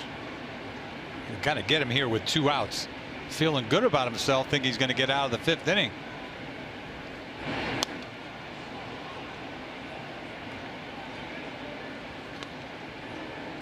Yankees in Baltimore have gone to the 3rd inning of Game 2. It's 1-0 New York. The Orioles won the first game 5-4. Twin bill at Camden Yards. It's a miracle Baltimore beat him, huh? This year. Got another doubleheader, those 2 clubs in August. Yankees starting to make up some of those games. For so long the Red Sox had played 3-4 more games than New York. As the ball, their rainouts early.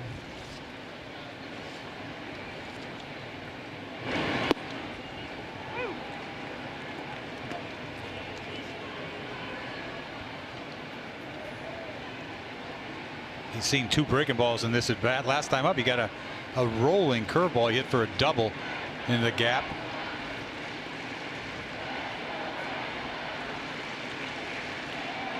Trying to pick up Mookie Betts, and a 1-2. That's what I'm talking about last time up. He got a rolling breaking ball after throwing a fastball by him earlier in that count. I think he'd be hitting much better than he is off left-handed pitchers. He's hitting just a little over 200, but he looks good.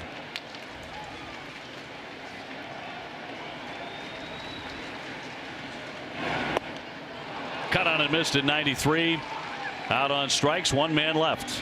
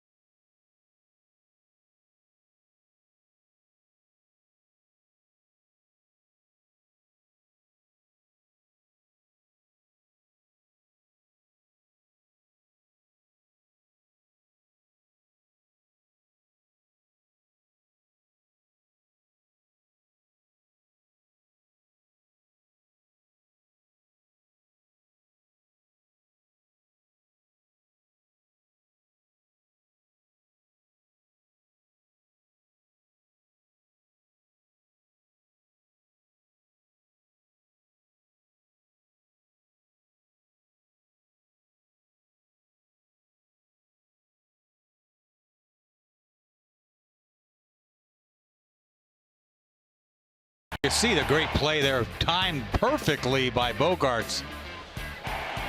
And then I'll tell you what, the next play there by Betts, kind of weird. He's going a long ways for this. He hasn't been playing center field in Fenway Park. You see him catch it, bounce off the wall, literally.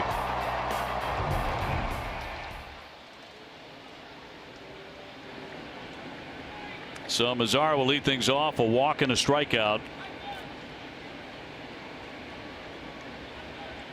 And Rodriguez going into the 6th inning on 95 pitches. Red Sox do have activity in the bullpen.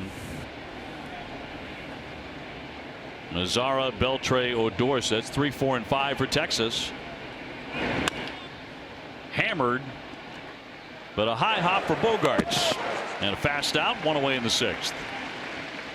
Couldn't ask for a better outcome with 1 pitch, 1 out. That is Hembree getting going. And Rodriguez needs a fast inning.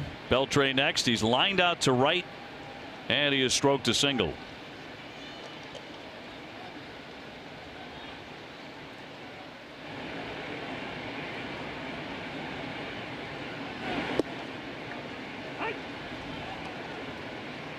Beltre, 5-time Gold Glover.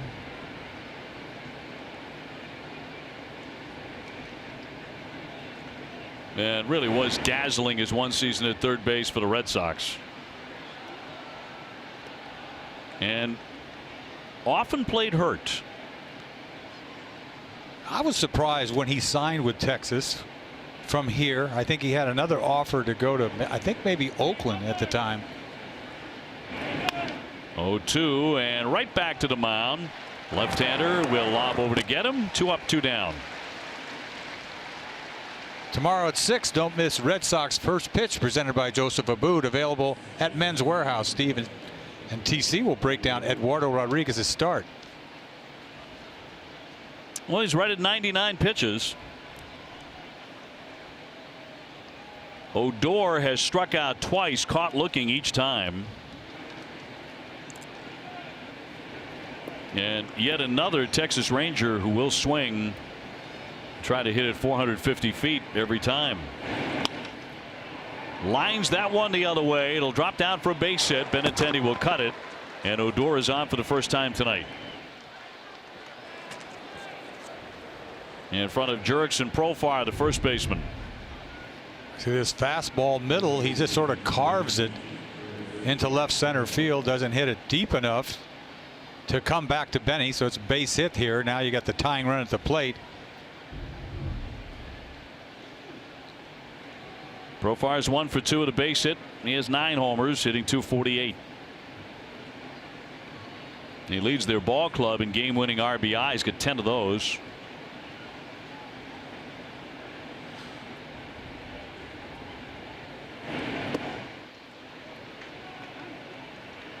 Activity in the bullpen now for Texas. Corey Guerin, the right-hander, begins to heat up. They just got him from San Francisco.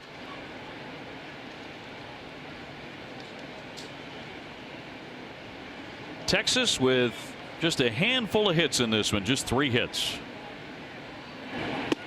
Check swing. The appeal, no swing.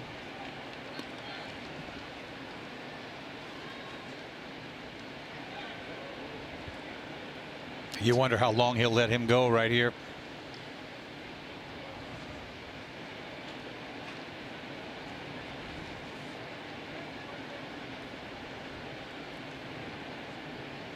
Kiner Falefa on deck. And he's gone to 3-0. Rodriguez pitching line brought to you by Ace Ticket. Yeah, the only thing that stands out is that 103 pitches. Everything else is beautiful.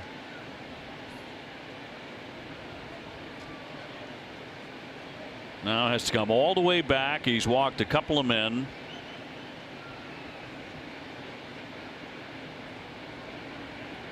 The 3-0.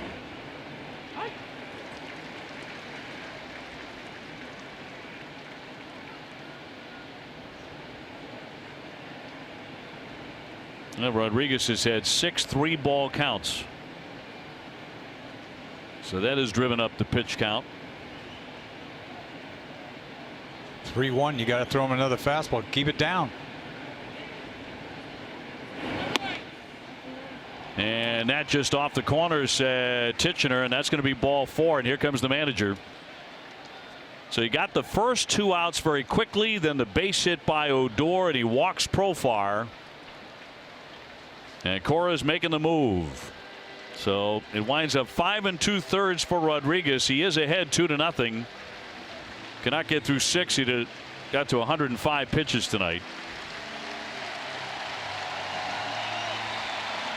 And an opportunity to win it, but work to be done by the bullpen this evening against Texas. Eduardo getting a very nice hand, but leaving behind some trouble for Heath Hembree.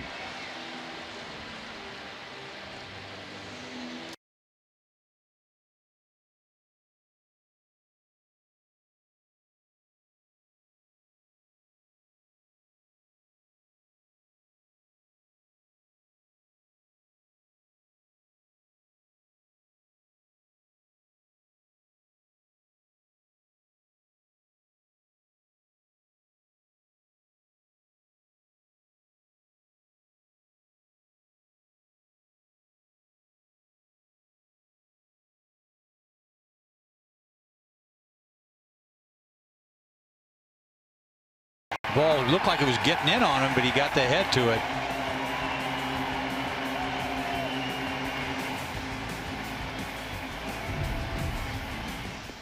First Red Sox home run for Steve Pearce. So Heath Hembree will take over now. Runners at first and second for the Rangers.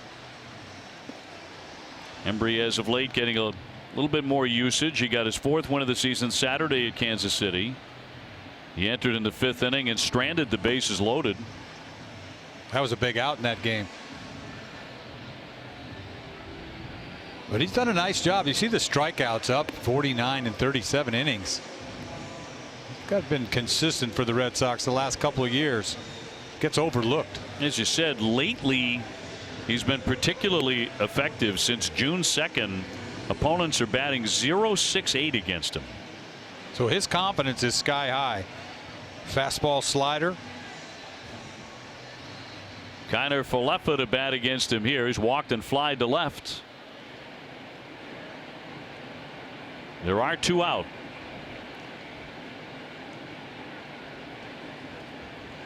Here in the top half of the 6th inning for Texas.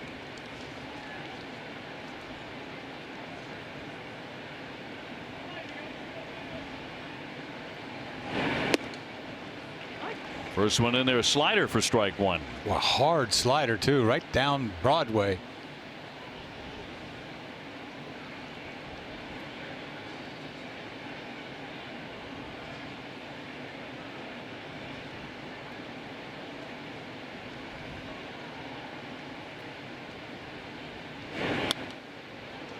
It came right at him at 96. And he fouled it away, so it's 0-2. Boy, he's feeling good now. 0-2. Don't have to throw a strike.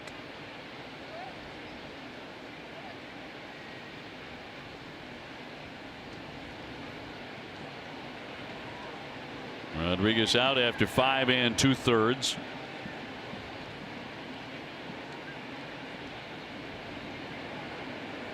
And the 0-2. Tough pitch in on the hands at 96. Well, he gets it up there. He consistently throws the ball 95 plus.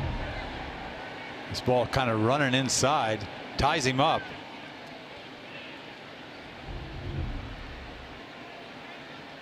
Chirinos on deck. Throw him something off the plate here. Some slider down and away hard. Skipped up there, and nice stop there by Sandy Leon to hold Odor at second, Profar at first. It's a big stop when you think about it, with runners on first and second. That ball was just thrown as hard as he could. Nice pick. Slider came back and up on him.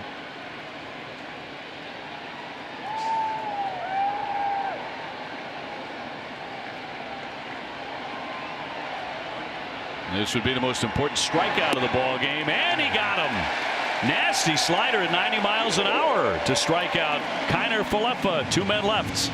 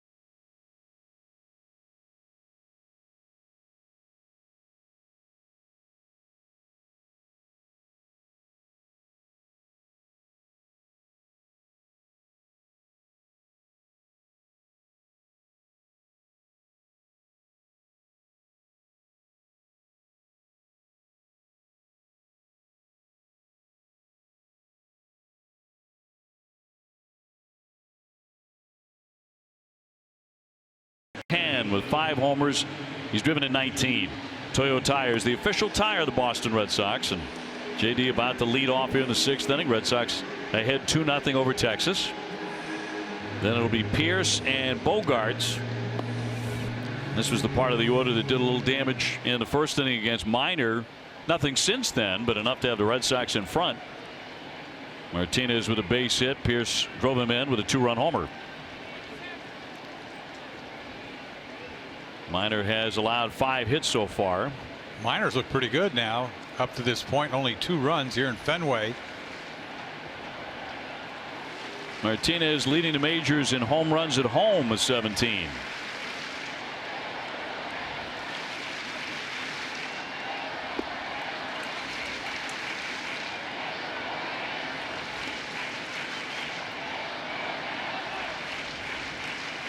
More activity down the Red Sox pen. Brandon Workman. Heath Hembry just did a fine job pitching out of a jam that he did not create. The 1-0. A ball and a strike on Martinez.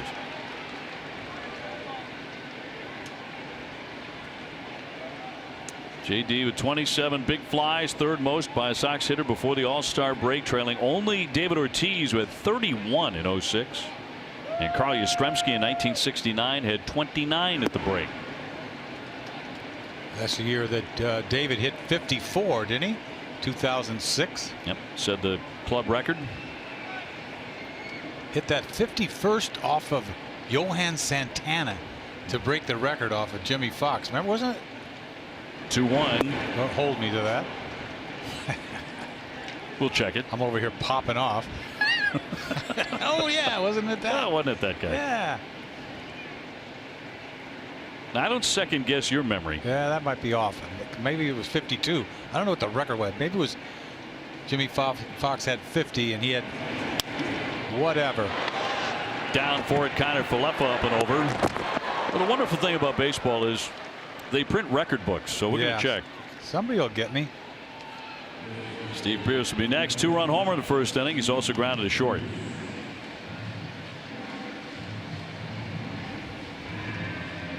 Back to that 1st inning home run. This is huge. Get the Red Sox started off, and that's his first Red Sox home run. It must feel good. It's got to feel good to come to a club like this and do what he's done and then add the home run tonight. He came into the ball game since the trade for the Red Sox hitting .450. He can make some friends right away.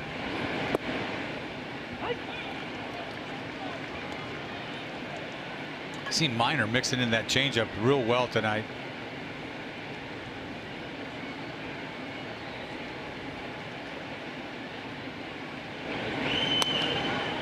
Another one.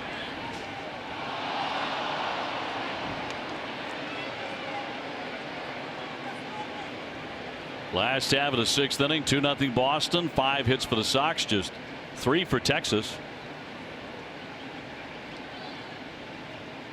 And the lefty works the 2-1. Line drive and another hit toward the alley. Rua trying to cut it. He will. It'll be a base hit for Pierce. He's 2 for 3. He just didn't bury that slider like he's known for. That back foot slider, Minor. He knows he's mad at himself. This is a slider that just spins right there. He gets the barrel on that too. Line drive, base hit, left field. Now this guy can hit some left-handed pitching, especially when they make mistakes. And that's going to be the last pitch that Minor throws tonight. His manager will grab the baseball before Xander Bogaerts can step in. Guerin coming in. We'll take the break as well. Red Sox with their 6th hit of the contest. Runner at first, 1 down, a hit, 2-0. More coming up.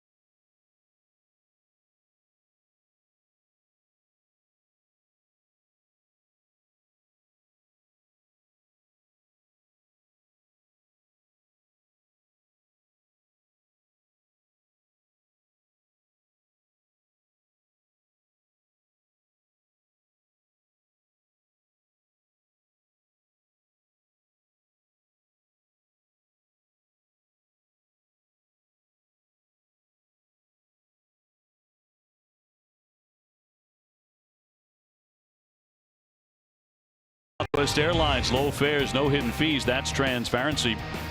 And by your local Nissan dealer. Dennis Eckersley, Dave O'Brien, and Jemai Webster alongside from Fenway. Mike Minor knocked out of the ball game. The base hit by Pierce sends him to the bench and brings on Corey Guerin, who just joined the Rangers today after being acquired from San Francisco over the weekend for right-hander Jason Barr and Austin Jackson. He came with him in the trade from San Francisco. Xander Bogaerts will climb in 0 for 2. He's hit the ball well twice. He's lined out to left and to center. Nothing to show for it yet. Guerin like 3/4, little drop down just a hair. Good slider too. Tough on right-handed hitters.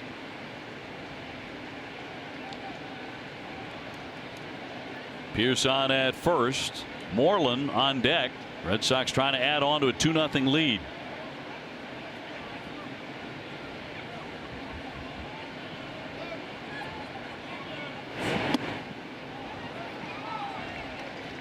Quickly 0-2 on Xander. Slider almost rose.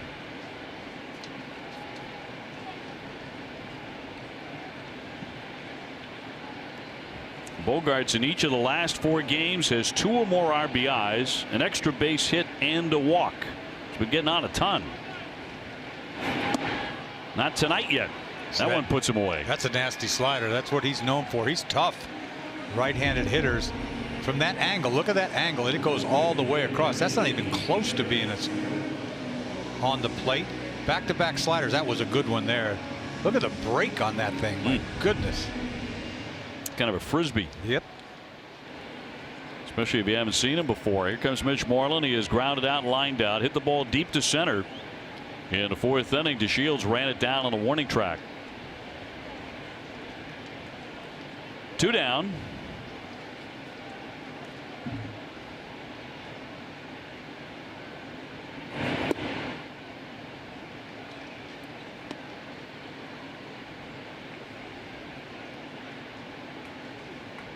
Mitch has had a very good time of it here at Fenway. Slugging percentage at Fenway of .602. That's 8th best in the American League. So really driving the ball here at home. 2-0. First base used to be the toughest position to make the All-Star team. Never everybody played first base at one point. Not the case now. Shortstop's where everybody is.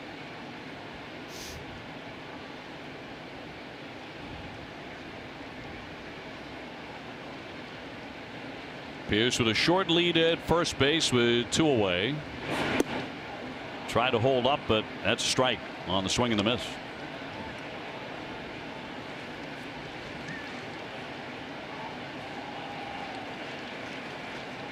First time for Mitch Moreland selected for the All-Star team. I wonder if Sale starts again. I mean, that's incredible if he starts 3 games in a row.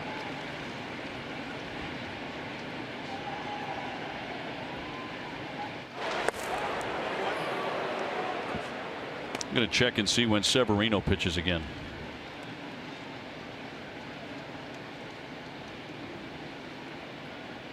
He just pitched Saturday. That makes him Thursday or Friday.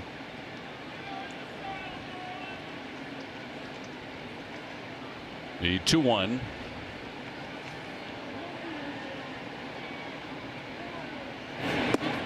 And he checked on that one on the changeup. 3-1.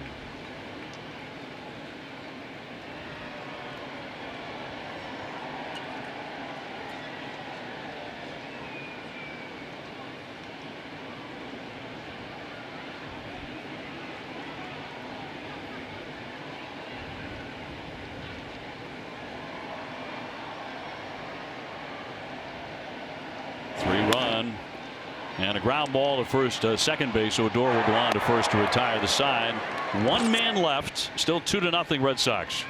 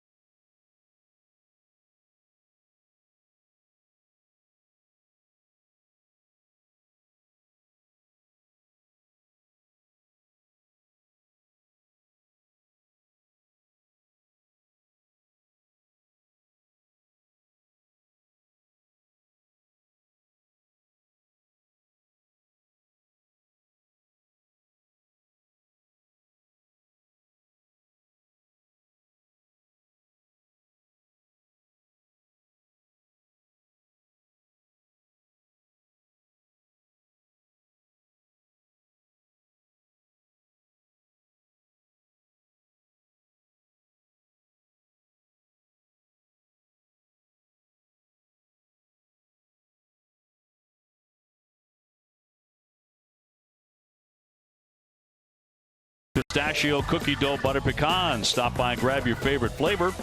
America runs on Dunkin'. Price and participation may vary. This is a limited time offer. Moving on to the 7th inning, 2-0. Red Sox in the lead here in game number 1. Brandon Workman to make an appearance now Throwing the ball quite well. His 15th time out there. 1-0. ERA just over 2. Here's Chirinos bluffing a bunt and taking a strike. It looks like Severino would go on Thursday.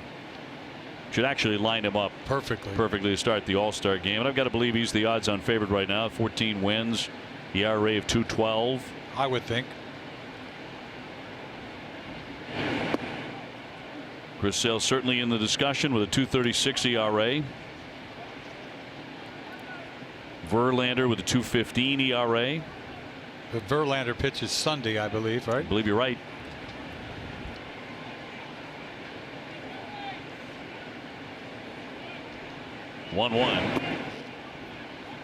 Rua on deck and then DeShields. So it's 8-9-1 here for Texas. They've managed only 3 hits against the Red Sox staff.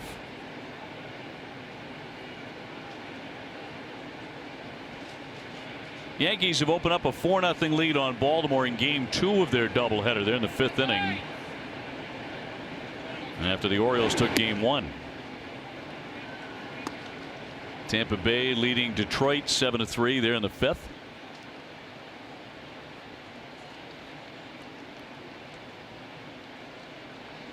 Phillies and the Mets are 0-0. They're in the 4th inning. Got to throw strike here. 3-1. Fly to center field. That's deep. Racing back. Mookie Betts. Track wall. It's going to be off the padded wall. That'll carry him back into the outfield. Chirinos rounding second. On his way to third. And the throw will not get him. So Chirinos triples off center field fence. Well, Workman had to throw a strike right there. 3-1. He threw a fastball right down the middle. And he hit it to the deepest part of the ballpark, you see, and he went after that. He just let it go, got the barrel to it. This ball kind of had Mookie Betts turned all which way around. Never could have got there. That ball's like off the padding, but he hit this ball good. Chirinos comes out of the box like he thinks it's gone or something, but he ends up having enough speed to get a triple out of this.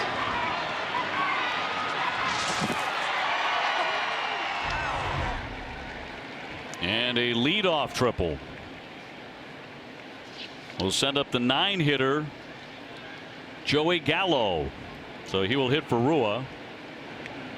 Gallo with 124 strikeouts, second most in Major League Baseball to Moncada. Hitting just 188, but 21 homers. Yeah, but if you hit his bat, it goes a long ways. That's the problem. Start him off with a breaking ball.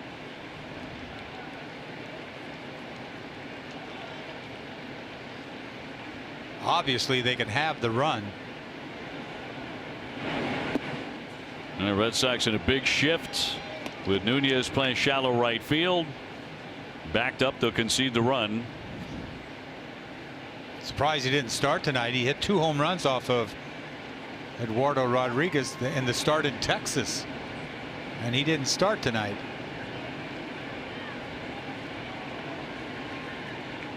Here's the 1-1.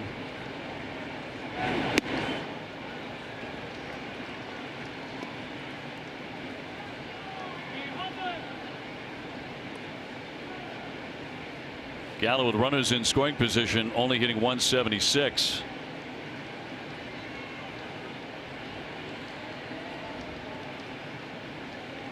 Nobody throwing in the Sox bullpen.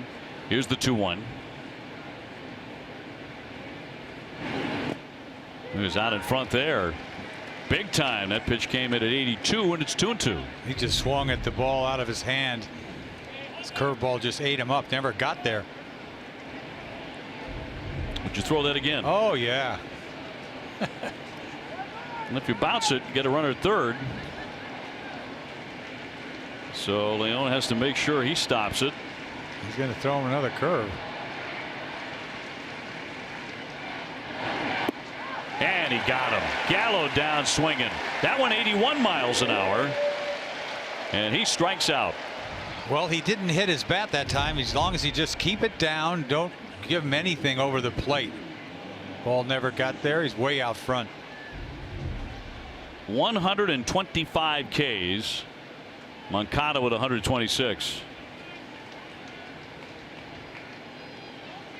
DeShields now 0 for 3, a strikeout, a liner to second, a liner to short. He was denied a hit on that line drive that Bogaerts made a nice leaping catch on in the 5th inning.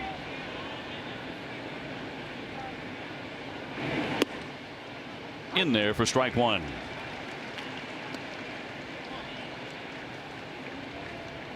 And now Kelly beginning to toss, just starting out. Joe had to come out in the heat in Kansas City in a relief effort the other night because of lightheadedness. But he's been checked out. He's all right. Ground ball. Devers picks that. Now the runner holding. Throw to first. Got him. Back to third. Chirinos. 2 down. Nicely done. Right in front of your face. Chirinos didn't know what to do. The play was right in front of him. He turns to look at him and just froze him. There's nothing he could do about Chirinos. There's nowhere to go for him. And he gets the out and holds the runner to third. You can't get a better play than that. So 2 away. Brings up Andrus, who's gone 0 for 3. 2 ground outs and a fly to center.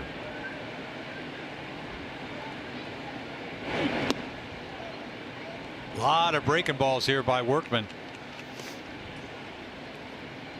Yeah, he's thrown 13 pitches. Most of them have been curveballs. Oh, yeah. He's landed 7.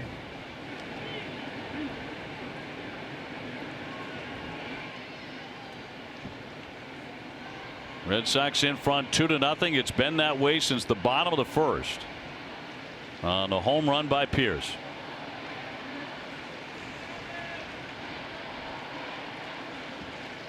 There's that curveball again.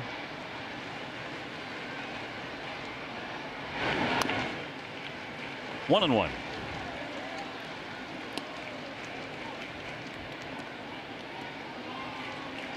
Chirinos began the inning with a deep drive to the center field fence. They went for a triple, but Gallo came up as a pinch hitter and struck out. DeShields has grounded to third. And a 1-1 from Workman. Ground ball sharply hit, knocked down. Nunez up and over, got him. Workman gets out of the inning despite the leadoff triple. They fail to score.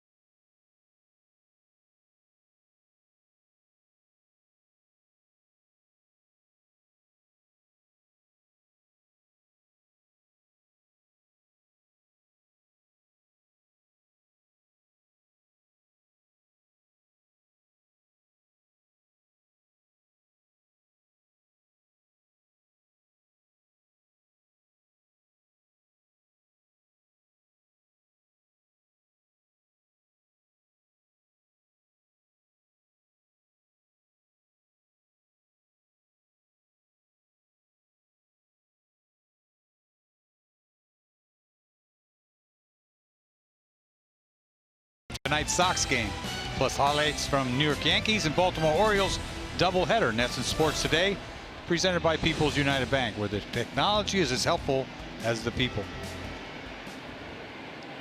Gallo staying in the game to play left for Texas.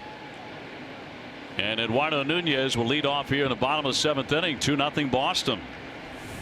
He's popped up twice, once to second, once to short. Ricocheting off the catcher. Chirinos just hit that triple, but nobody picked him up. Nobody drove him in. A strikeout, couple of ground outs, and that was it. They were giving him the run for two at bats, and they couldn't get it done.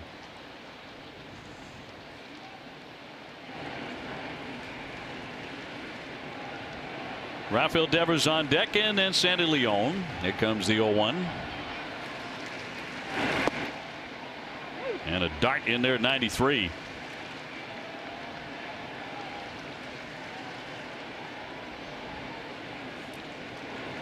Again, the Red Sox will announce after the ball game who will make the start in the middle game of the series tomorrow night against Gallardo. Chris Sale will go on Wednesday against Bartolo Colon, and then Toronto comes in for the last 4 before the All-Star break. And the All-Star game itself in Washington, D.C. on Tuesday the 17th. Boy, what a first half it's been for Alex Cora, his first big league season. 62 wins and counting. Red Sox on a historic pace for the franchise. Almost a 700 winning percentage. That's sick. Yep. 681.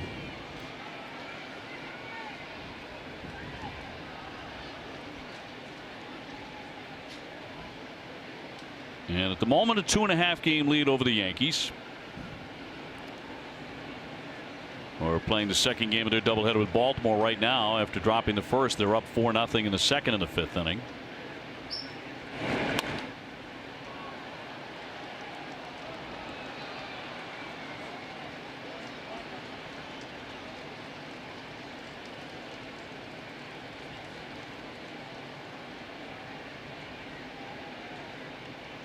This is the first time the Red Sox have been as many as 33 over 500 since the 2013 season. Chopper to first base. Profar handles that. And to the bag for the out, 1 away. Time now for a game break brought to you by Jordan's, the furniture store, the Boston Red Sox. Here's Tom Caron.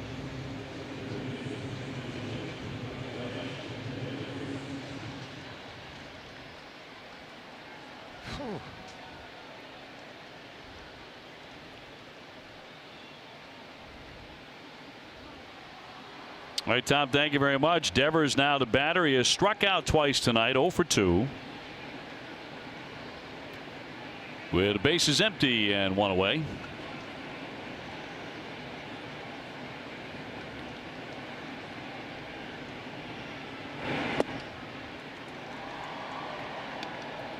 Sox trying to make it 7 consecutive wins.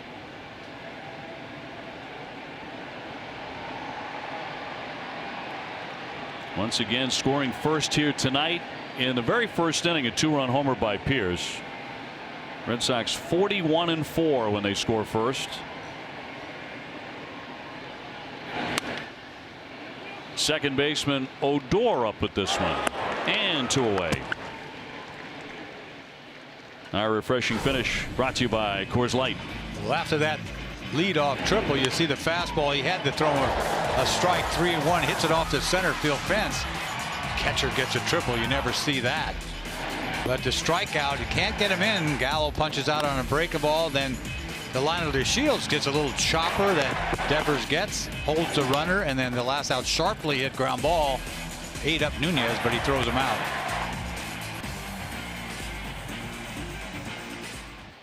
Sandy Leon with a base hit first time up. He's gone 1 for 2.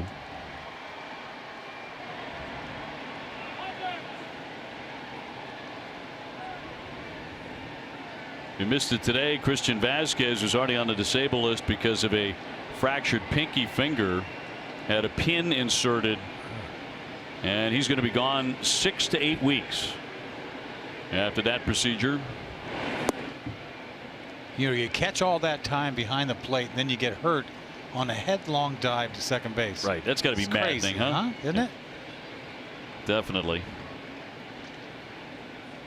Take all those knocks, so Blake Swihart will be getting a lot more work, and Sandy Leon will too, as the #1 catcher.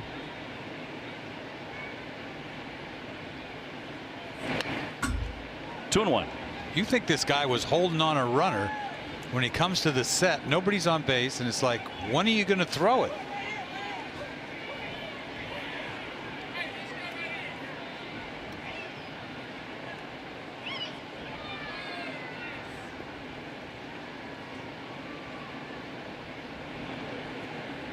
Two down, the bases are empty.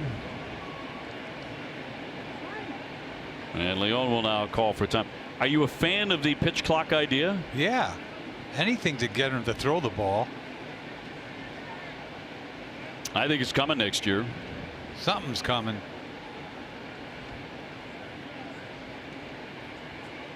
You wonder how it will affect a lot of veteran pitchers who like to work at a slower tempo. Younger guys just called up from the minor leagues, and they're used to it. They're used to the pitch clock, so they tend to deliver the ball quicker, don't they? What is this, though? I mean, there's nobody on. He comes to the set, and that's cool. You have to go to the stretch, because relievers always throw from the stretch. That's cool, but he waits.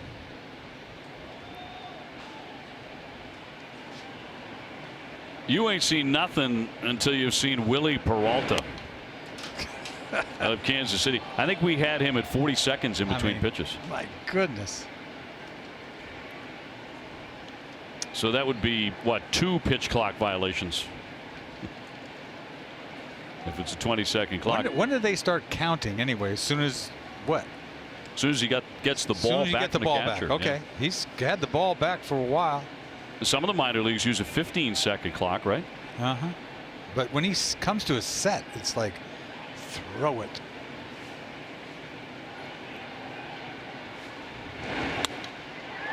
Fly ball right field, routine play for Mazzara, and it's a 1-2-3 for the Red Sox here in the 7th.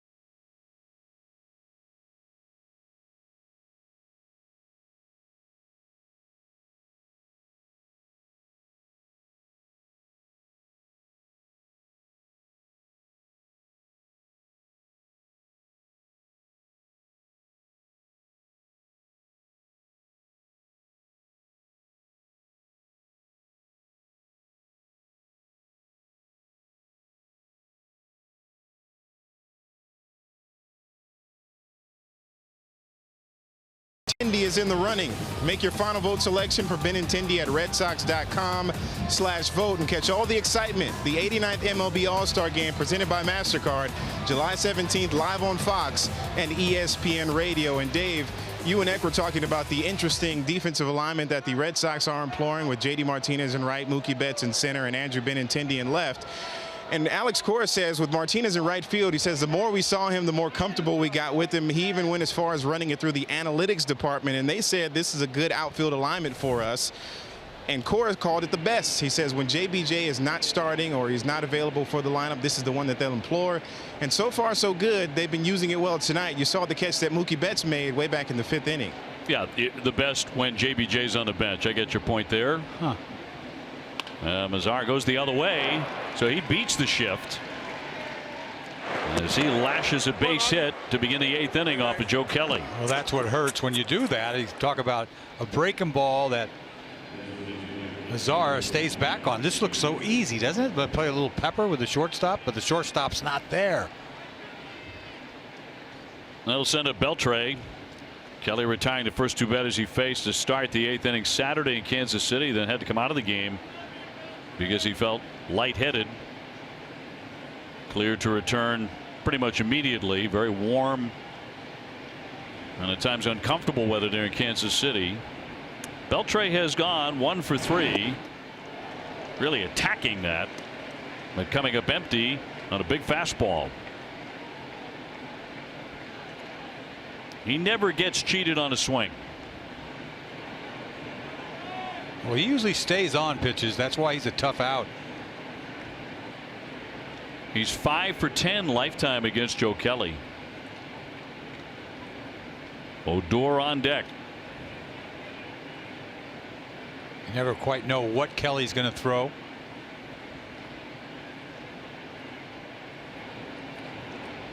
Here's his 0-1. 97 to make it 0-2.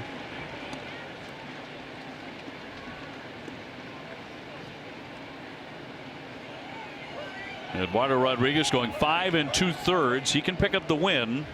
If he does, he'll be 11-3. The bullpen's going to be tested tonight. Already has been. A leadoff triple by Chirinos last inning, but Texas could not bring him in. Red Sox bullpen buckled down, got the next 3 outs.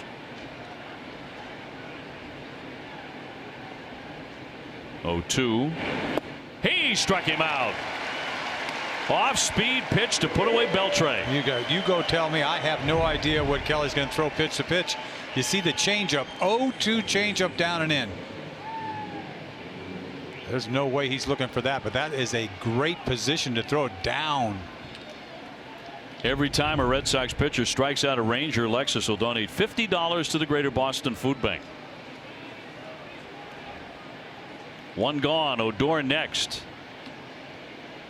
Twice against Rodriguez, he struck out looking. Then he came back and singled. This guy's got a vicious hack. Only a .237 hitter.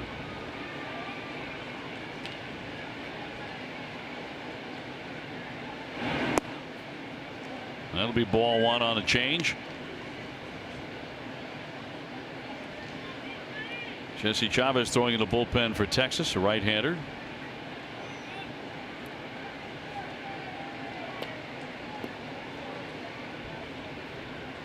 Close one in the 8th inning with Mazzara on at first.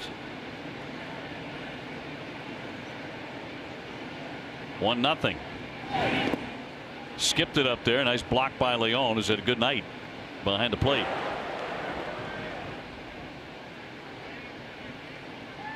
So it's 2-0.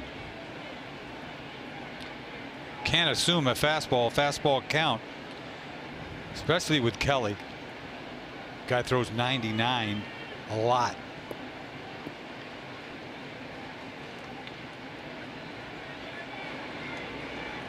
Well, Kelly has fallen behind against their number 5 hitter. He's gone to 3-0 now. Change up.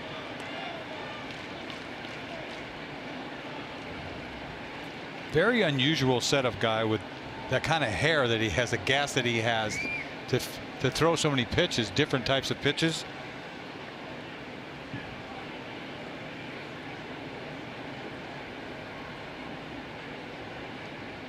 Needing to come all the way back. And a strike at 98. Odor only has 2 career at bats against Joe Kelly. He does have a hit. Odor's a guy that really doesn't walk very often. Profar on deck. And a hitter's count for Rougned Odor.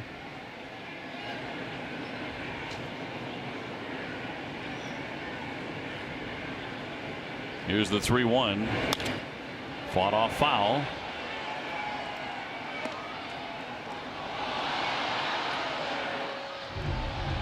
See this 3-1 fastball. Looking fastball late. Very defensive. 3-1. Not sure he's going to throw a fastball. How can he be? I know.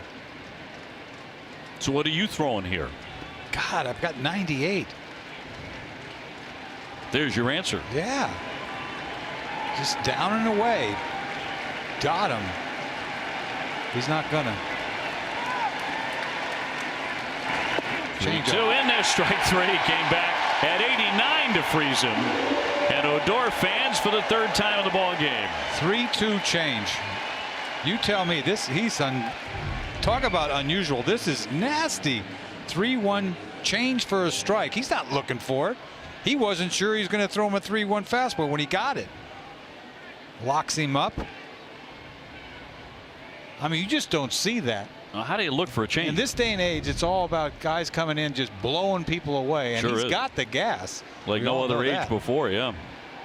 Well, back-to-back strikeouts brings up Profar, who has struck out, singled, and taken ball 4.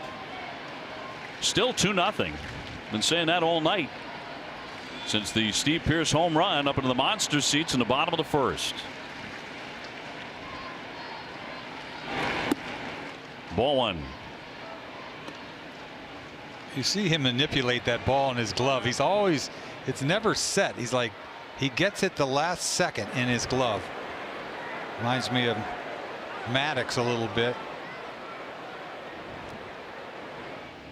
Manipulate. He brings it in like it's going to be a changeup. Then he manipulates it. See? Oh. Changeup. I mean, my goodness. He has as much confidence in that changeup as his fastball. The way he's throwing it, he should. Look at this thing. And they're looking gas because you're looking out of his hand. And they're gone. He's trying to leave earth there.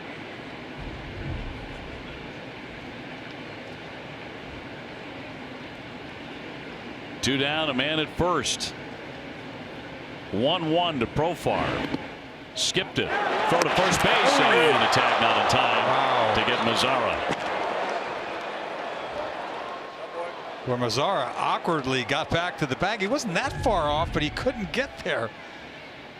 With the pick, he knows the guy's going to be leaning a little bit with the ball in the dirt, but he gets back, but it's not pretty the way he got back.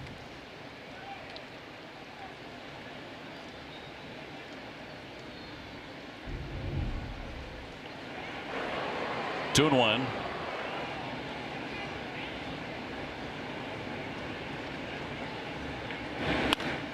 Ground ball behind the bag. There's Xander Bogaerts. A foot race. He gets there in time to retire the side.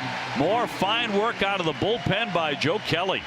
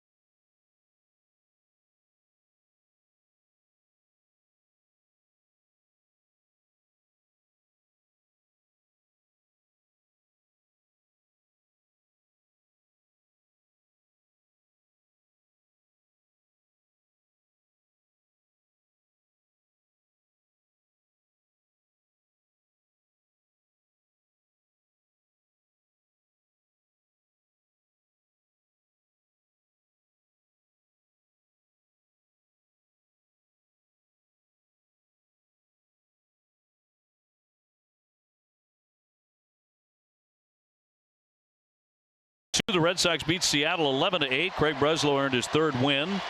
Big Papi led the Sox offense with 4 hits, his 18th home run included. Kelly allowing that base hit, but then getting out of that with 3 quick outs. Very impressive with that changeup. It's been a night for great changeups, huh? Oh, it has, really. Both sides. All night long. Mookie Betts up the middle and a base hit. Odor with a slide and a miss. And Mookie is 2 for 4, a double and a single. This one leading off the last half of the 8th inning. Red Sox need some more runs. Yes, they do. And you know he's going to think about running here. It's a big run if they can get it in. First ball hitting right up the middle. Odor can't get there. Bad hop anyway. Over almost hit him in the head. It was off of Jesse Chavez just into the game. Been pitching well. A 1.82 ERA his last 17 appearances. But Mookie gets him right off the bat. Here's Benintendi, a double, a strikeout, another strikeout tonight for Andrew. Hitting .294.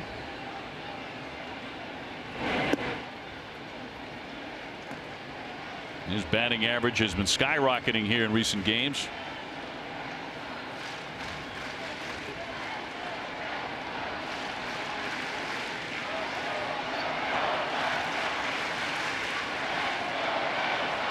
Crowd springing to life here as the count moves to 2-0. Don't miss WB Mason Extra Innings Live right after the game. TC and Steve will break down key plays of the game. And you'll hear from Eduardo Rodriguez and Alex Cora.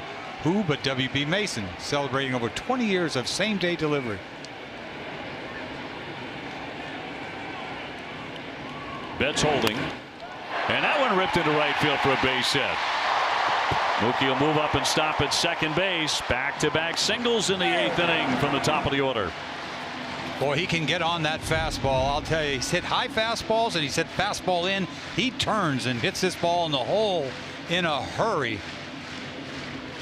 And they've got 2 guys on. This is a big inning for them. You see him rifle that ball into right field. Mazar is right there. Nobody can go to third on that. So on to J.D. Martinez, a first inning single. Since then he has flied out and grounded out. 2-0 Boston.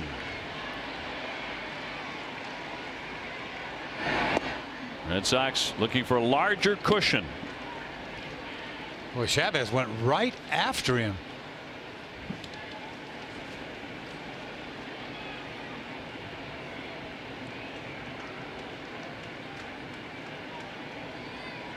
Martinez leading the majors in total bases, 213 total bases.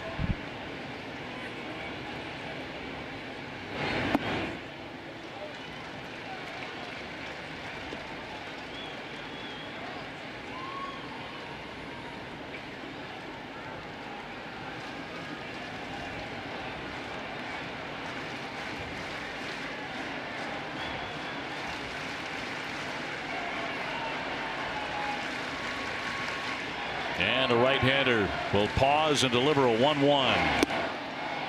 92 got by him. 1-2. Well, that had some hop on it. Perfect spot for this little cutter.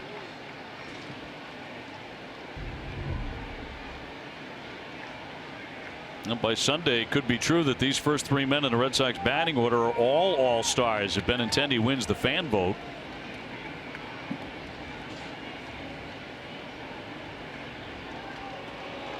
Mookie Betts and J.D. Martinez winning their positions in the vote, and Benintendi can be voted in by you, the fan.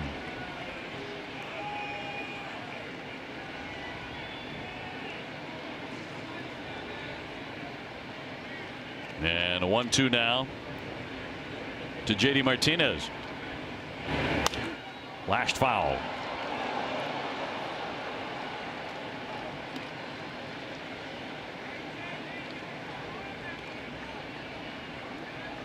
The only runs in the game, a 2-run homer in the first inning by Steve Pearce, and he waits on deck. And it was off of Mike Minor, who did not pitch poorly. Did not make many mistakes, but Pearce crushed that one. 2-2.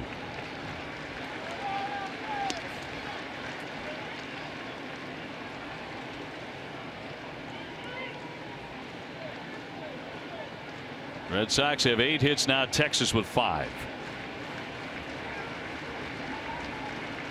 Dustin Pedroia getting encouraging news from the knee doctor. Here's the 2-2. High fly ball deep into the night. High up there to left center and gone.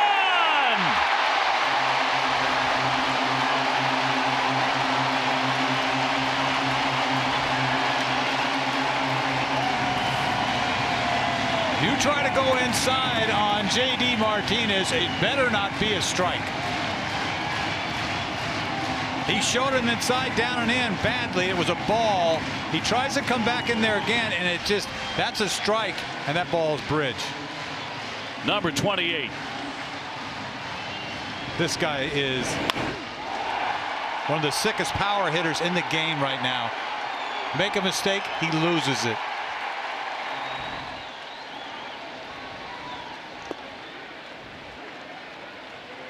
'77 RBI. 18 home runs at home. On and on and on. Oh, what a year. What a year. What a year. Red Sox open it up 5-0. Tried to sneak a piece of cheese in there, and he lost it.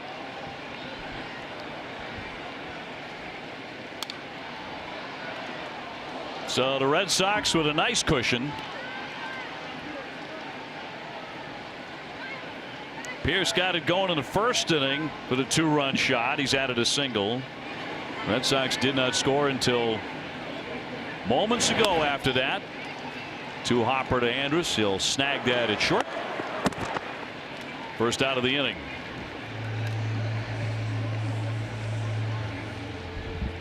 Frazier now thrown to the bullpen for the Red Sox. Just recently called up. Brian was warming up in Kansas City the other day, but did not get in. That will send him Xander Bogaerts, who has lined to left, lined to center, and struck out. Greatest first half I've ever seen. I know this is a long first half, right? It is. But you're also talking about the impact this man has had on his ball club. Oh, everything about it. Right down to how he does things, right? I just watch him walk up to the box every pitch. You know, he's so meticulous. He just, every pitch he takes that, closes his eyes. I don't know what he's visualizing, but he's been visualizing a lot of.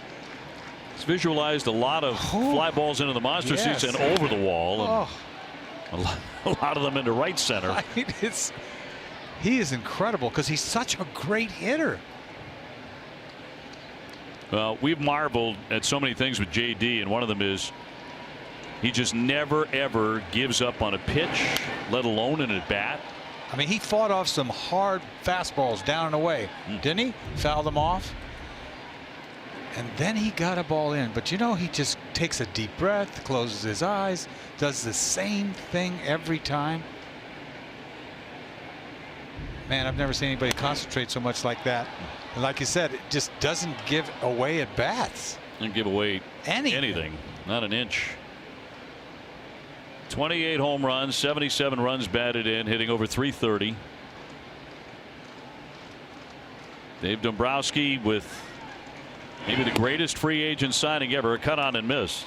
And Xander Bogaerts strikes out. 0 for 4 tonight, so 2 away. JD, of course, voted into the All-Star game as the starting designated hitter. Here's Mitch Moreland. He's on the way to his first All-Star game. 0 for 3 tonight. 285 and 11 home runs. No, this was a very tense, kind of anxious ball game for long stretches, but JD Martinez has lightened it up by lighting up Chavez.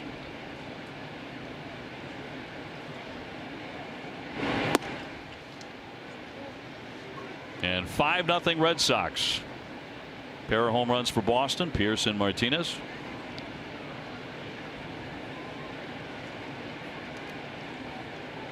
And the righties 2-0. Flied into left field.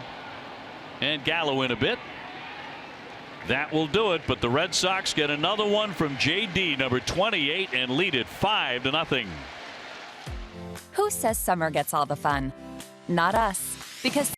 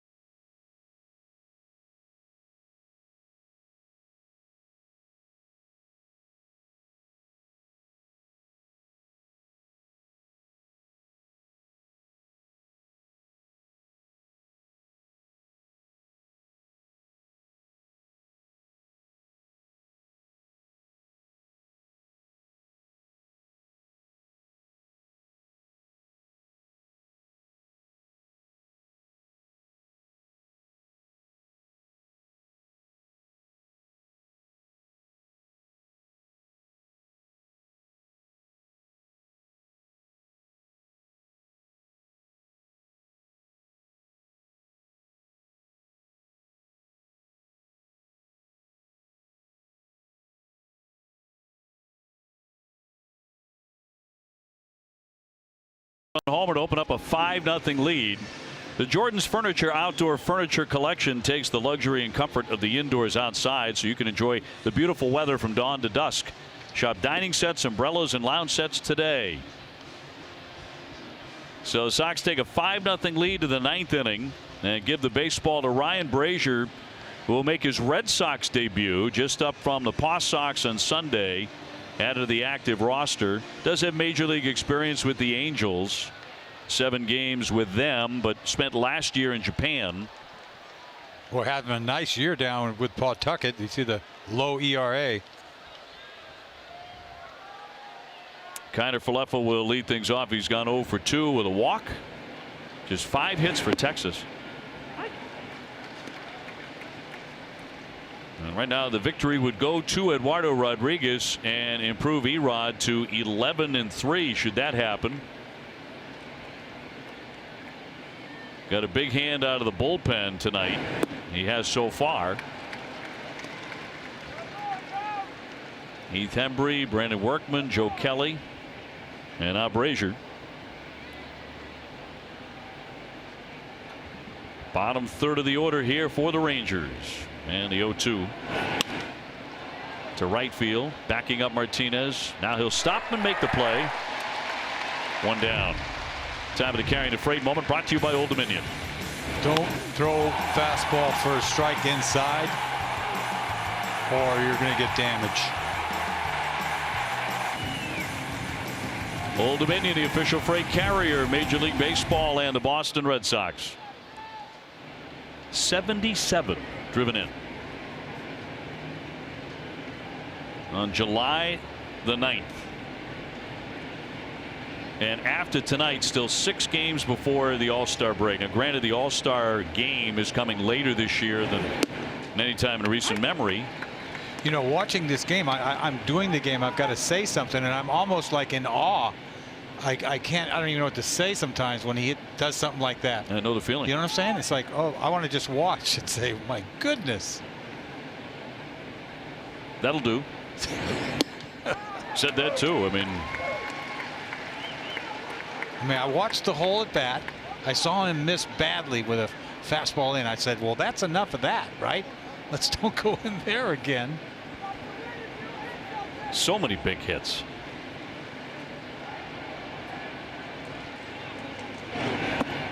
Chirinos is 1 for 3 with a triple. That was a key moment in the 7th inning when he led off the top of the 7th with a triple, but they couldn't bring him in. Gallo struck out as pinch hitter. DeShields grounded out to third. Devers did a really nice job holding the runner at third base so he couldn't score, and then Elvis Andrus grounded to second. Hard hit ball, but he grounded out, and that was it. So the Red Sox trying to make it 7 in a row, and in great shape to do that right now.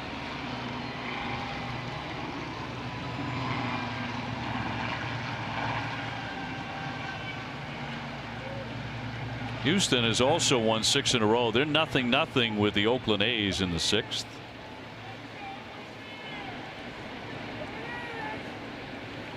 Here's the 1-2. Well, this kid gets it up there too. 97, 98.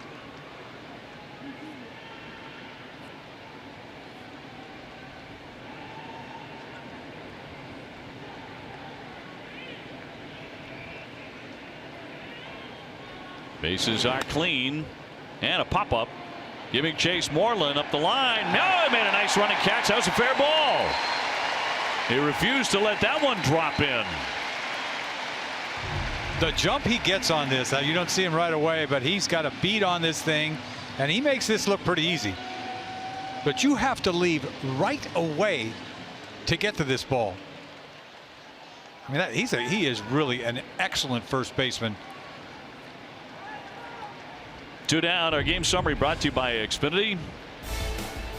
And Eduardo Rodriguez, 5 2/3, only 3 hits allowed, no earned runs. Martinez strikes again. JD with number 28.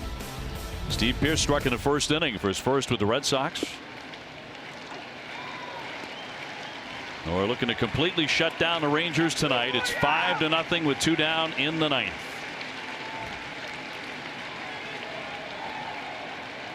Red Sox trying to improve to 63-29.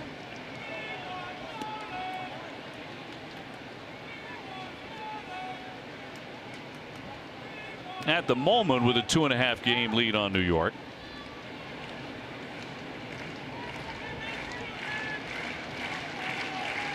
Here's the 1-1. What are you assuming tomorrow? Velasquez? That's my assumption, yeah. Because he did not work tonight. Chris Sale going Wednesday.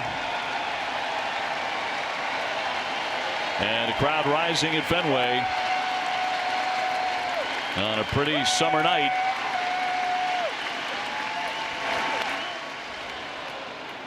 Red Sox staying red hot.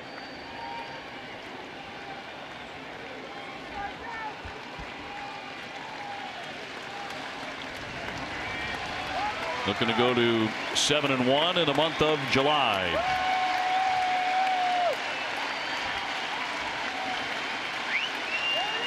Frazier looking to end it. The 1-2. And on the infield, that'll be caught by Xander Bogaerts to end the ball game. Red Sox win again, 7 straight. And they shut out the Texas Rangers. TC 5-0, your final from Fenway.